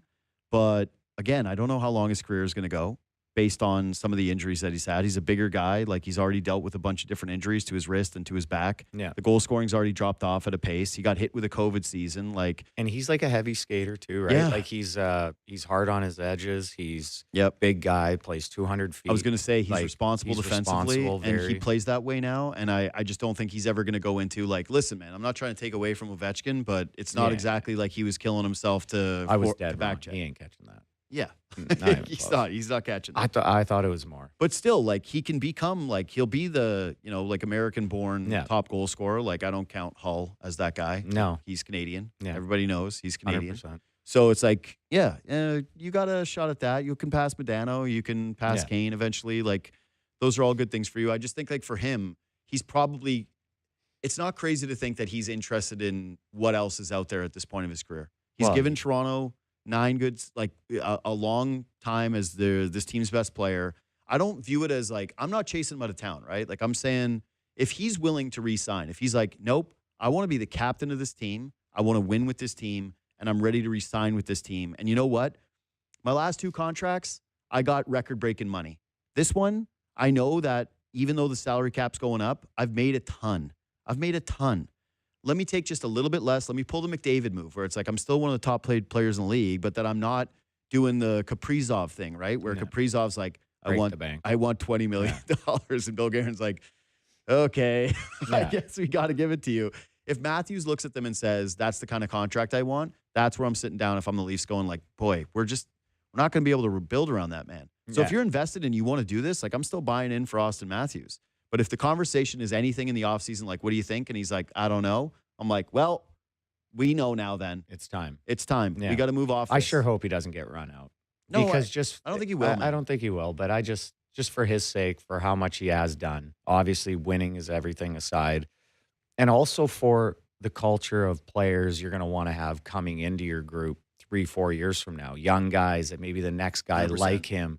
So these young players know that the organization, the town, the city has their back, especially if Austin Matthews gets run out of town, anyone gets run out of town. So no, and you can't have that relationship with a guy who's your all-time leading goals getter. No. Period. Like, you want to have a situation where, like, listen, man, the Marner one was unique, okay? Like, people will blame the fans for running him out of town and media or whatever. It's like, I agree. Like, the relationship got contentious. No. But part of the reason the relationship was contentious was because he opened the door for that well before it ended up happening. He brought on a lot. Yeah, like, this was a two-sided relationship. So if you're Austin Matthews, the only thing that you can't have in terms of the way fans, I believe, would really turn on you, it's not even going to be the play.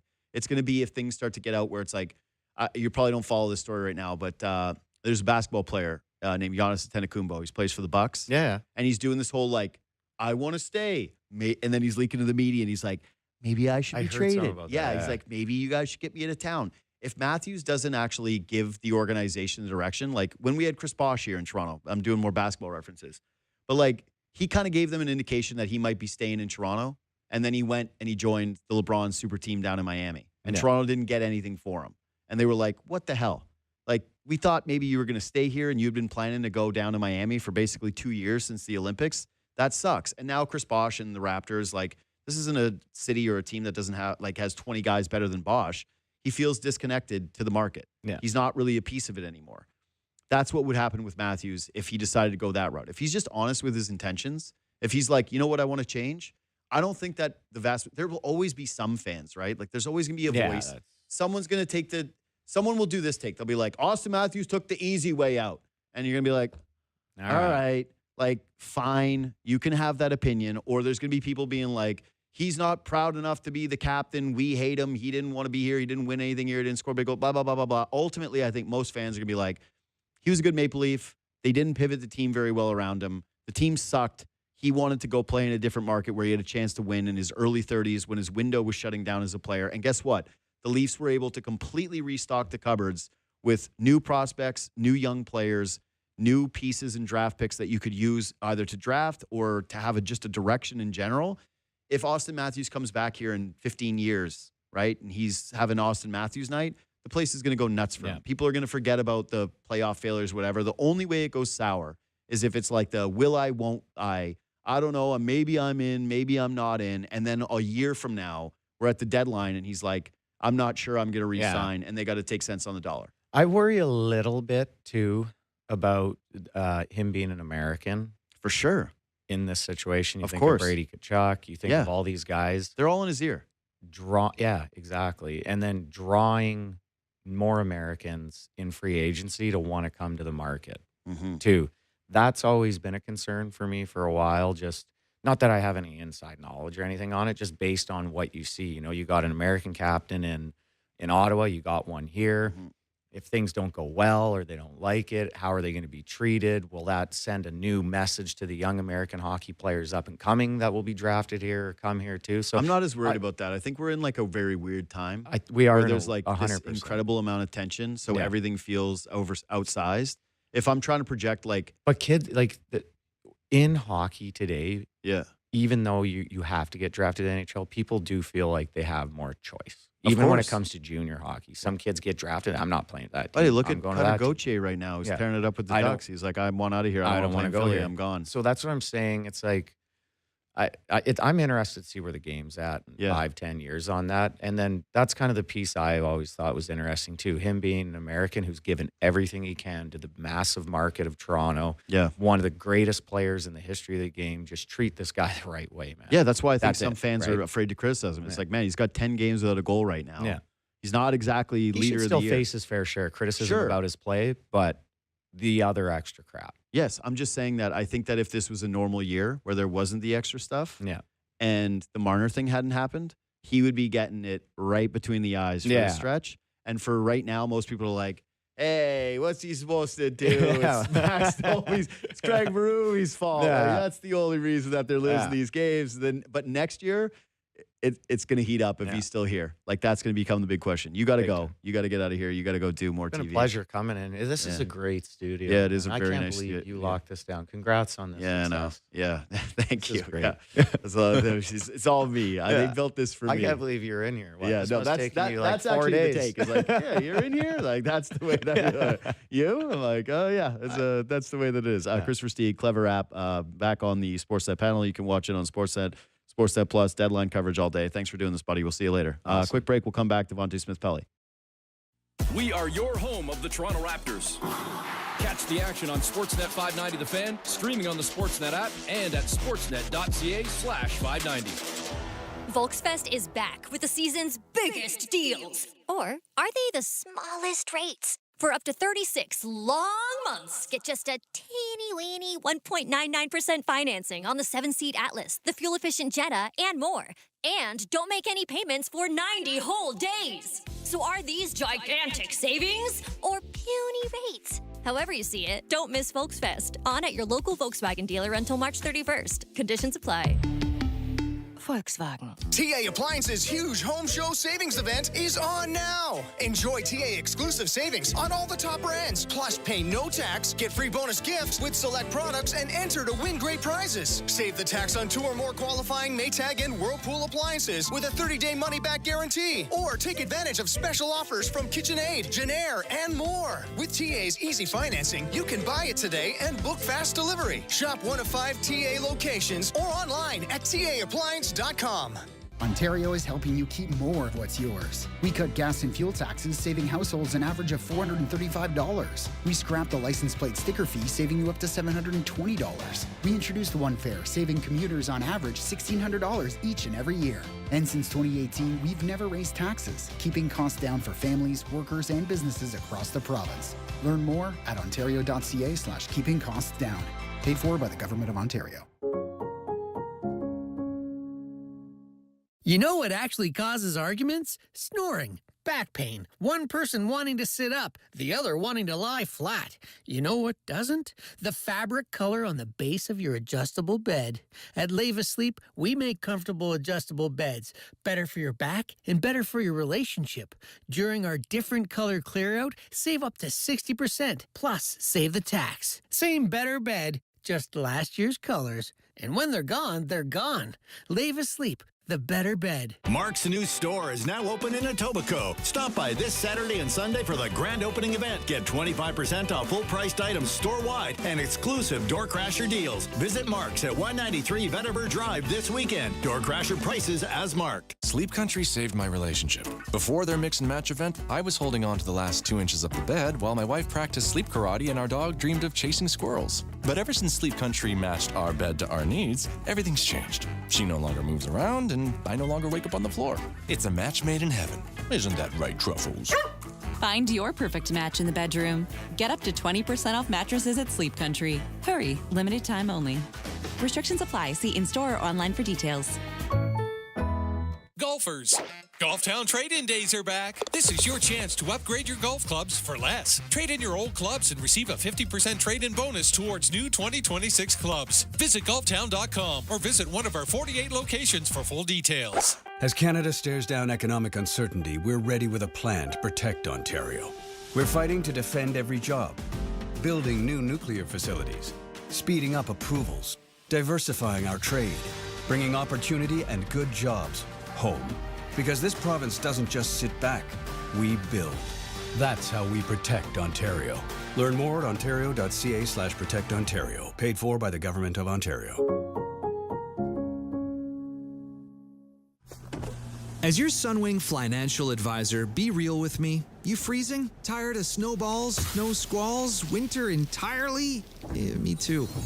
What about 28 degrees, ocean views, no shoes, no shirts, poolside service? Sunwing's winter finale sale delivers. Save more on hundreds of resorts now. Do more once you get there. March 29th is your last chance at a winter escape, so book today with your local travel advisor or at... Life's noisy enough. Everything demands your attention. So here's something rare.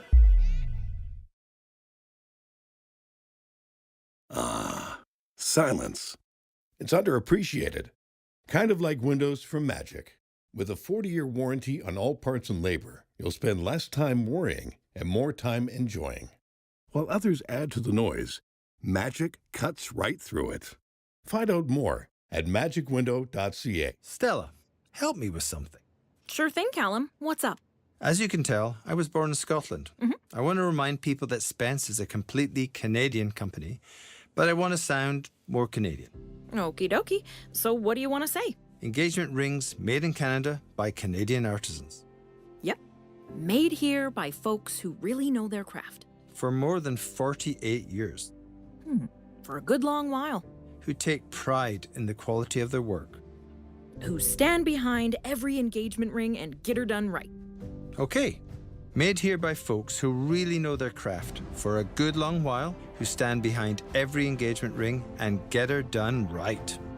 Callum, spoken like a true Canadian. Spence, Canada's diamond experts. Across from Scarborough Town Centre, near Square One in Mississauga, and by Colossus Theatre in Vaughan.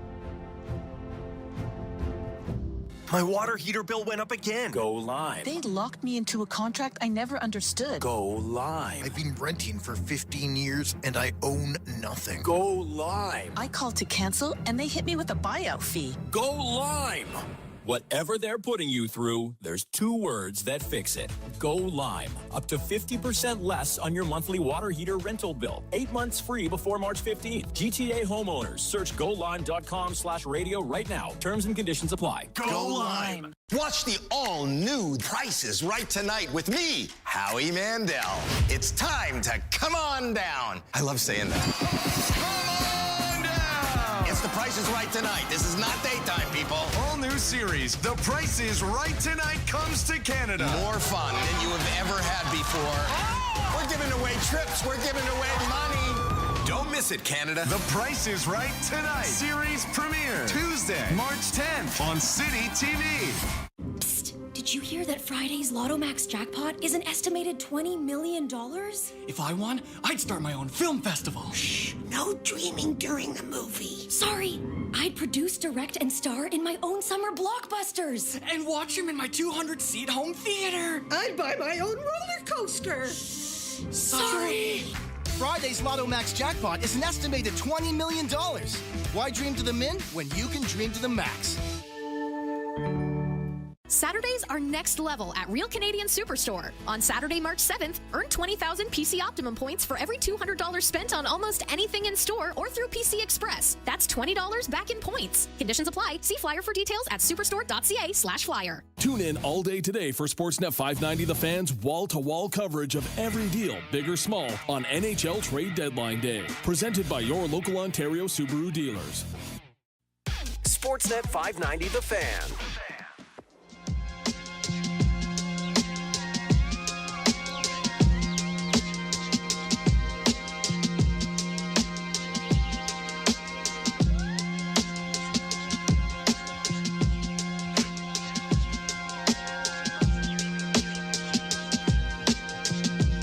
Devante Smith-Pelly is here, working as an analyst for Sportsnet. This is your first deadline day? Yeah, first deadline. First Yeah. deadline. It's it's hectic down there. Yeah. It's hectic down there, but there's pressure for stories for you. Yeah. I can do the analysis stuff, Yeah. and I think I'm getting pretty good at that. Is the stories and thinking and how what far you- can I what you go? can say. How far Yeah. can I go? God, will that guy give me a call if he hears that story 100%. later? So we're digging for stories, but it's been great so far. It's been great. Here's my advice. Let the stories fly and deal with the And deal with it consequences after. later. Yeah. I mean, I'm new to this, so I haven't gotten any calls yet, Yeah. but I'll take your advice and I'll be expecting some calls. Yeah, after. it's a thing, man. Like, it takes time before you start to get into sort of that comfort zone. And I think, like, you being so close to your career too, right? Like, yeah. hockey is a culture where you are in the pecking order of players. Yeah. You're not, like, how many nights did you go up to Ovechkin and be like, man, you should have back checked? Yeah, not many. Not many at all. I said good back check regardless of what Man, hey, happened. you were actually dialed Great in tonight, work. Ovi. No matter what happened. Yeah. Hey, good skate. Good way Man, to skate. You know who had a good game tonight? Ovi. Every night. Every single night. Real. Yeah. Yeah, he was just, yo, that's the way that you lead us, man. It's just like, we follow your example. We go as you go. Exactly. Yeah. So I think that there's always like that early pivot for guys where they're like, oh man, like now there's going to be some games where a team's not skating, they're not playing well, and you got to say something and it feels a little uncomfortable, but like, I don't know, dude, like you get there and like, again, you got your bona fides in the league. Like, yeah, I think I've done a good job of being honest. Yeah. About, that's all you can ask for. About teams and listen, like guys, when I played, I mean, I wasn't a superstar or anything, but if I had a bad game, like I knew it. Yeah. Right. If the team didn't play well, we knew it. So somebody on the desk saying that, wouldn't really offend me. And obviously I'm never going to get personal. I say never, but I haven't gotten personal yet ever. And I don't plan on it, but it's not really the move ever. Yeah, exactly. Like, some guys have and do, and like, that's not really my thing. So I think, if I'm just going to be honest and say, listen, I'm just going to always be honest, I think we'll have no issues. I think that for me, what I like in an analyst is like, are you yourself? Like, do I feel like it's you? Yeah. Because when guys like start to get rigid and they're putting on a thing, you're like, yo, that's always going to happen. And you can tell. But it's going to happen every single time out of the gates. Yeah. Like I remember the first time that I ever did like a TV show. I had to jump on and go step out of my comfort zone. I'm like, are the lights always this bright?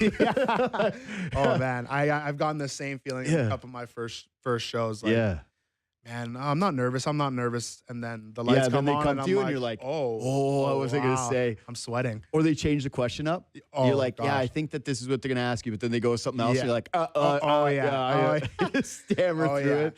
It's brutal. There's been a lot of that, but I think so far it's gone well. I think, like I said, I'm going to be honest and say, what personally I think I'm seeing right. Dude, you know what you have though that is the like ace in the hole? Is you get to be the guy they come to for like playoffs, being like, who's clutch? Like, what does it mean to be clutch? That's such a sick thing to have. Yeah, I mean, like, because poor Colby, every year they're like, Colby, tell us about how you got traded and it broke your heart. Tell us about the Winter Classic goal. Exactly. You get to play up the clutch one. Yeah. But yeah, one thing I want to talk to you about today was like, so when you went to Montreal, right? Now, you go from Anaheim and you're in Montreal. And so like the pivot in terms of people paying attention to you is like monumental. Huge. Like they want to know everything about you there, right? All of a sudden it's like Anaheim, they're like, we don't care. You're just on the team. You're just a guy. One beat writer, and I saw him every day. Yeah, exactly. Yeah. And so it's like you give him some time, he's going to write good things about you. You don't. He's probably just like not going to write about you at all. Nothing at all. Yeah, it was a massive change. Totally. Massive change. One that I honestly enjoyed it, right? Like I loved playing in Anaheim. It was a great spot, but I'm a Canadian kid. But that's it. You're from here. Yeah, and you grew up like in the development system. And like you played on the junior team. Yes. So it wasn't like you just jumped in and it was like, I can't believe it's like this. Yeah. But still, like the reason why I bring this up is right now in Toronto, things are bad, right? Like, and you're from here and it's all everybody talks about is how much they hate everybody.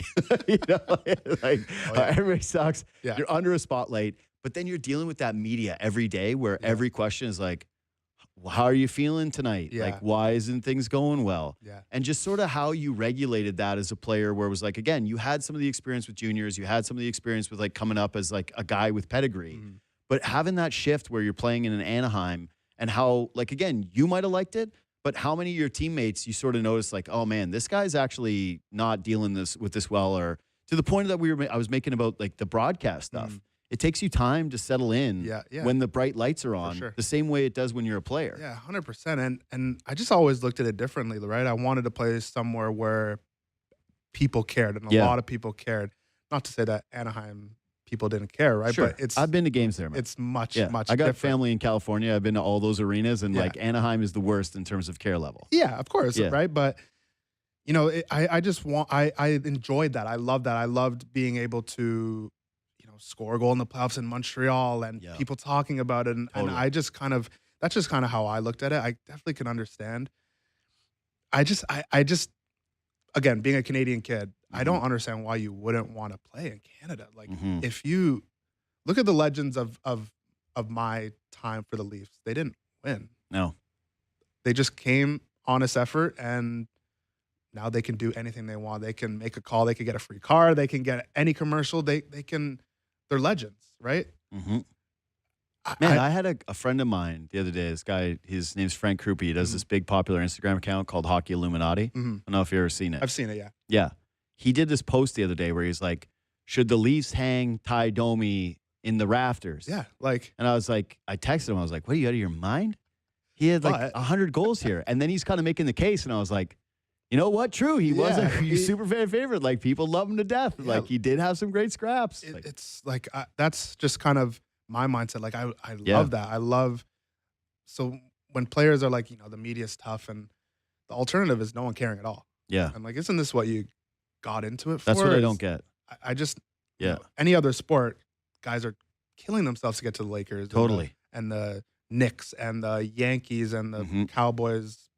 I guess maybe kind of. Well, but you get what I'm saying, right? Like, it means something. It means something, right? So I just find it so interesting that guys, now some guys do love it, but guys, on their no trade list is all Canadian teams. Like, the Edmonton Oilers can win a Stanley Cup. Why wouldn't you? Why wouldn't you want to go play with Connor McDavid? Why wouldn't you want to go play with Connor McDavid? Why wouldn't you want to come to the Leafs and be a part of the solution? Imagine winning a Stanley Cup on the Maple Leafs, and you're a guy like me. If I was on the fourth line and I scored one goal in the playoff run.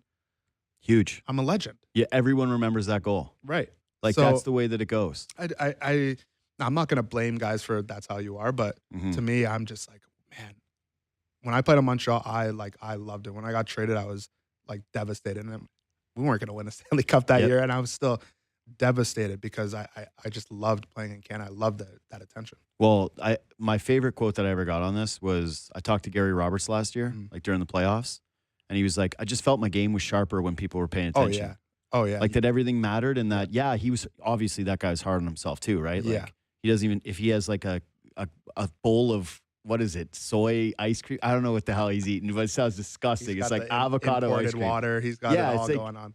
I don't want to ever live how Gary Roberts No, that's a little bit much. That's a little bit much. I want to be in that good a shape at his age. Being ripped and being... I also would like some ice cream. 100%, dude. I want to have a beer. I want to have a couple beers. Yeah, like, I want to be able to chill out, watch the Sopranos reruns and eat a bag of chips and not really think about it for like the next 2 months. That's a different level. I don't need that. Shorten my lifespan and how I'm not optimized at the gym. Like, I'll go into the gym, I'll have a little light lift. I'll be like, you know what? A little treadmill, a little walk. Yeah, a little bike, like the 15 minutes on the bike soft. I'm like, that was a good day for me. I moved around. I got my 10,000 steps. I'm not built like that. But I do like the idea that it's like, you're somewhere where the attention wants to be on you and you feel like your game is better and that like you can get the most out of yourself. Yeah. That it's not even just about the pressure that you put or the attention that you get as a player, but like, man, if you're this level of athlete and you've reached these goals, every day you're thinking like, man, how am I actually getting better? Like I'm an NHLer. Like maybe I'm optimizing. You're seeing some guys with skills where they're just born with them and you're like, I'm just not going to have that. I'll never skate like Connor McDavid. It doesn't matter how many power skating classes I take. This is just not happening. Like this is not going to be a reality. But getting the most out of yourself every night, that's the thing that I feel like we never talk about with markets like this, where it's like, man, it's going to push you to potentially be a better player. It might break you. Like it might push you the opposite direction where maybe you're the kind of guy who's built for the other way. But whatever the Leafs do here in terms of their pivot, I hope they continue to target the guys where they feel like, you know what, you're going to get the best version of this dude. And that's why I'm torn on the Lawton thing. Or like, they're going to trade Lawton because he's a pending UFA. But my real hope is they trade him, but then when July 1st hits, they're knocking on his door being like, hey, man, we really want you back here because he never shied away from it for a minute. Oh, yeah, I agree. I agree about him. If I was him, I have to ask, am I going to be used the same way or maybe fourth what? Line playing 9 minutes a night? Right? No. Because there's a lot of nights where I felt like in those 9 minutes, he was really, really good. Can you not find 3 more minutes for him? 4 more minutes for him? Right? An extra shift up the lineup just once in a while? Yeah, just one. So for him, like, I know he loves it here. He's a great guy to have in the room. He's definitely a guy that you want. If the plan is to next year still be in the mix, that's a guy that you want. And around young guys as well. Yep. But again, if I'm the player, I have to ask, okay, well, yeah, of course I would love to be back, but am I going to get like a different opportunity here? Because time's running out in his career, right? Like he's still not an old guy, but I'm not coming back to play fourth line again. I've got more. I've got more to give. And I think we all see that he's got more to give. And for some reason, has he gotten a shift in the top 6 this season? I don't think literally. I don't think he got a shift in the top 6 like his entire Leafs tenure. Like that's insane to me. Yeah, especially you pay a first rounder for him and a prospect, and not only that, like he's a good player too. So it's not like he's not capable of. We're not talking about him taking John Tavares' spot or anything. Sure. We're talking about him just spot duty because this season not a lot has worked in general, right? I find it hard to believe that he can't just step up and play a couple shifts in the top 6, help out a little bit. The craziest thing to me was when they had the Matthews injury. It was like, okay, what are you going to do now with Matthews out of the lineup? They're like immediately, all right, Tavares is getting bumped up. Like he's still getting the guys. Roy is getting bumped up. He's going to play with other guys. Lawton role, it's going to stay essentially the same. And you're like, okay, well now if injuries are removed, and so listen, there's going to be a new coach here next year. Like, there's just no way Berube's coming back. I'm shocked that he still has the job. Like, I'm not in the camp of like fully blame the coach guy. Like, I just think that's kind of lazy analysis to just be like all the things that you're seeing on the ice every night are just like purely on the coach. He shares some of it though. Oh, definitely he does. But like, that's the thing is when you do like, hey, what's the biggest bullet against Berube? I'm like, the Lawton thing. Like the fact that they traded for someone that they gave up those pieces. Yeah. That to me reeks of like organizational disconnect. Exactly. Where your GM is saying, yo, man, I gave up a first next year that's only top 10 protected. Yeah. For a player that's here for 2 years who is like, I don't know, man. My buddy Justin Bourne tweeted this the other day. Like, Lawton gets talked about as a teammate the way that like superstar leaders get talked about as a teammate. I never play with him, but I know him. He's from the area. Yeah. Like, fantastic guy. Like I said, a guy that you would want. And it's not, a lot of guys, great guy in the room. Like, yeah, but then it's just like he's just a regular guy, right? Like, he is, I think you see it. Like, you see the way teammates talk about him. You see the energy he brings. It's a different energy. I think it's an energy that's needed. So, man, like, to go back to the disconnect, you would think he's the exact type of player that the coach is looking for, right? Like, that's what you're looking for. That's the weirdest thing about the entire thing is that it's like, so Berube was in Philly when Lawton was still there. Yeah. And I was like, what happened between you two guys? Yeah. Because it's like, if you were going to tell me, hey, like, who are the guys on this roster that are the most Berube guys? That's him. I'd be like, number Lawton. one. Yeah. Hey, who's the guy that's going to be consistent, who's going to kill penalties, who's going to forecheck, who's going to be a good leader, work hard, never going to have to question the effort level, never going to have to question the intensity level, like willing to drop him for his teammates, willing to speak up in the room, like that's the guy. And yet, for whatever reason, he just never got that shot. Yeah, I don't know what years Berube and him were together because I know think it was only one where he's an assistant there. Yeah. Okay. So like earlier in Lottie's like Philly tenure, young guy, immature, maybe stuff like that. So maybe he just never got over those issues. But again, if you didn't get over those issues in those meetings on trade deadline day, were you not saying no, or were you not? It doesn't make a lot of sense because I was super excited when he got traded here because I know how much he would love to play here and would have loved to play here, and how good he is. Like, he's a good player. Yep. Like, he was a first-round pick. Yeah. He is a pedigree guy. He plays the way he plays, but he was a skilled guy. Yeah. Like, who would put up penalty minutes and fight and hit, but he was a skilled player. So I just don't understand the usage at all, especially with the price he played. No, it doesn't make really any sense. And again, my hope is that if they're going to be going into, like, they're saying retool right now, but really, to me, it looks like it's going to be more of a rebuild. Like, you're trading guys like Nicolas, you're entertaining OELs, like guys who have term. What does that mean? The big guys too? Like, eventually, yeah. I think that. Think so? Well, to me, it's like it would be true negligence on the Leafs' part if they hit the offseason and before July 1st, they're not having a conversation with Austin Matthews being like, yo, how committed are you? Like, last time he signed his contract, they started talking 2 years in advance. Yeah. That's where we're at. Yeah. A lot of things can change, though, right? They can. But that's what I'm saying is, like, if he's like, you know what? I don't see it. And I don't know. I don't think that you can roll the dice with what you have around him and say, well, hopefully we're good, because then you end up getting the Quinn Hughes return. Yeah. And then you end up being a total tire fire. Then you're getting back less. And then your rebuild takes 5 years instead of 3. Yeah. I think, can you look at the way the Capitals went about it a couple years ago? They traded off, they ended up making the playoffs that year, but they traded off guys, got picks. They didn't just they drafted very well in between that, but Chychrun, Dubois, now those aren't, Yeah, but still, they made the right call. Right, they made the right calls. And you could say what you want about last year, were they a serious contender, but they came in first place. They also didn't have Austin Matthews and William Nylander as well, right? So can you look at that template? You have to make the right calls in those trades, but can you look at that template and turn it around, make some trades to some guys who are falling out of favor with their team, need a different look, and try and hit on, the Caps hit on, they changed 7 new players, they hit on every single one of them that first year. But that's what I'm saying is, like, it's such a tight line to walk if that's your strategy. Yeah. Like, you have no room for error. Yeah. So if it's not 7, if it's 5, and you're like, this was great, it's still not enough. Yeah. But you also have Austin Matthews and Nylander, right? The Caps didn't have that. They had Ovi. Yep. 40 years old, though, right? Like, they didn't have these guys prime of their career. So I think if you don't hit on all 7 and hit on 5, you still have those 2 guys that the Caps didn't have, right? That's kind of the template, maybe. Yeah, you know what, though? The Leafs need to do in terms of this conversation as well is they got to look beyond just selling jerseys and having a name. Like, Matthews hasn't been the same guy for 2 years. Yeah.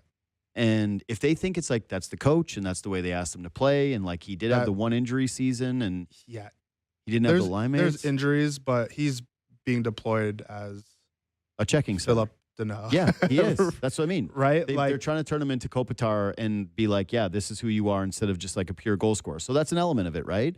But if you internally, I think that adds 15 goals, right? Yeah. Like, if he's not blocking shots and fighting for his life in his own zone every shift, it's got to add 15 goals, right? I think that's who he is now, though. Like, I think part of it is playing that way. Yeah, I don't think you're gonna or is he just doing what the coach, like, is he just a good guy who's part just of that? doing But look at how he played for Team USA. Like, he was their best player in the first period against Canada, and it was because he was playing amazing defensive hockey and like shutting down a lot of Canada's best players and like making it difficult on them. Yeah. But if you're gonna start in the, if you start in the O-zone majority of the time, you can't turn into that, right? Yes. You're gonna have the puck. So I think definitely, I mean, God, God, he's still a superstar player. He is. I agree. Injuries, I understand that, but I think different deployments, smarter deployment, having like this is why like Lawton should be taking all those draws. He could take all those draws and use Austin the other way. You know, I think a different deployment for a season, I think you easily see 15 extra goals, and then you have to hope that, right? You have to hope that. My only point there is just like, if you guys as an organization, like you've got all the medicals and you've seen it and you've got all your sports science department and they're telling you like, we don't know if he's ever going to get back to, you know, the 50 goal mark, then that would change the math for me a little bit too on whether or not it's time for the trade. Okay, we got to go because we only got a minute left here. I just got to ask this question so you get the minute answer. All right. Carlson's doing the Glenn Wesley thing, right? Where it's like he goes to Anaheim and then he's immediately back with the Caps next year. I hope so. Yeah. I hope so. And, you know, he's a type of guy, fantastic guy. He's the type of guy who, I'm not moving. Like, I'm just going to stay here. My family here. My wife is from here. I'm not going to go anywhere. So I would find it really hard to believe that he's getting traded and not circling back. I hope so, though. Yeah, which is why I'm pretty surprised that your Ducks gave up as much as they did if it's only going to be like. He's a stud, though, still. Yeah. Stud. Yeah. And if you're in that division, listen, besides the Oilers, and like the Oilers have their issues, they're still a dangerous team. But besides them, you can make a little bit of a run here. You could make a run. I just feel like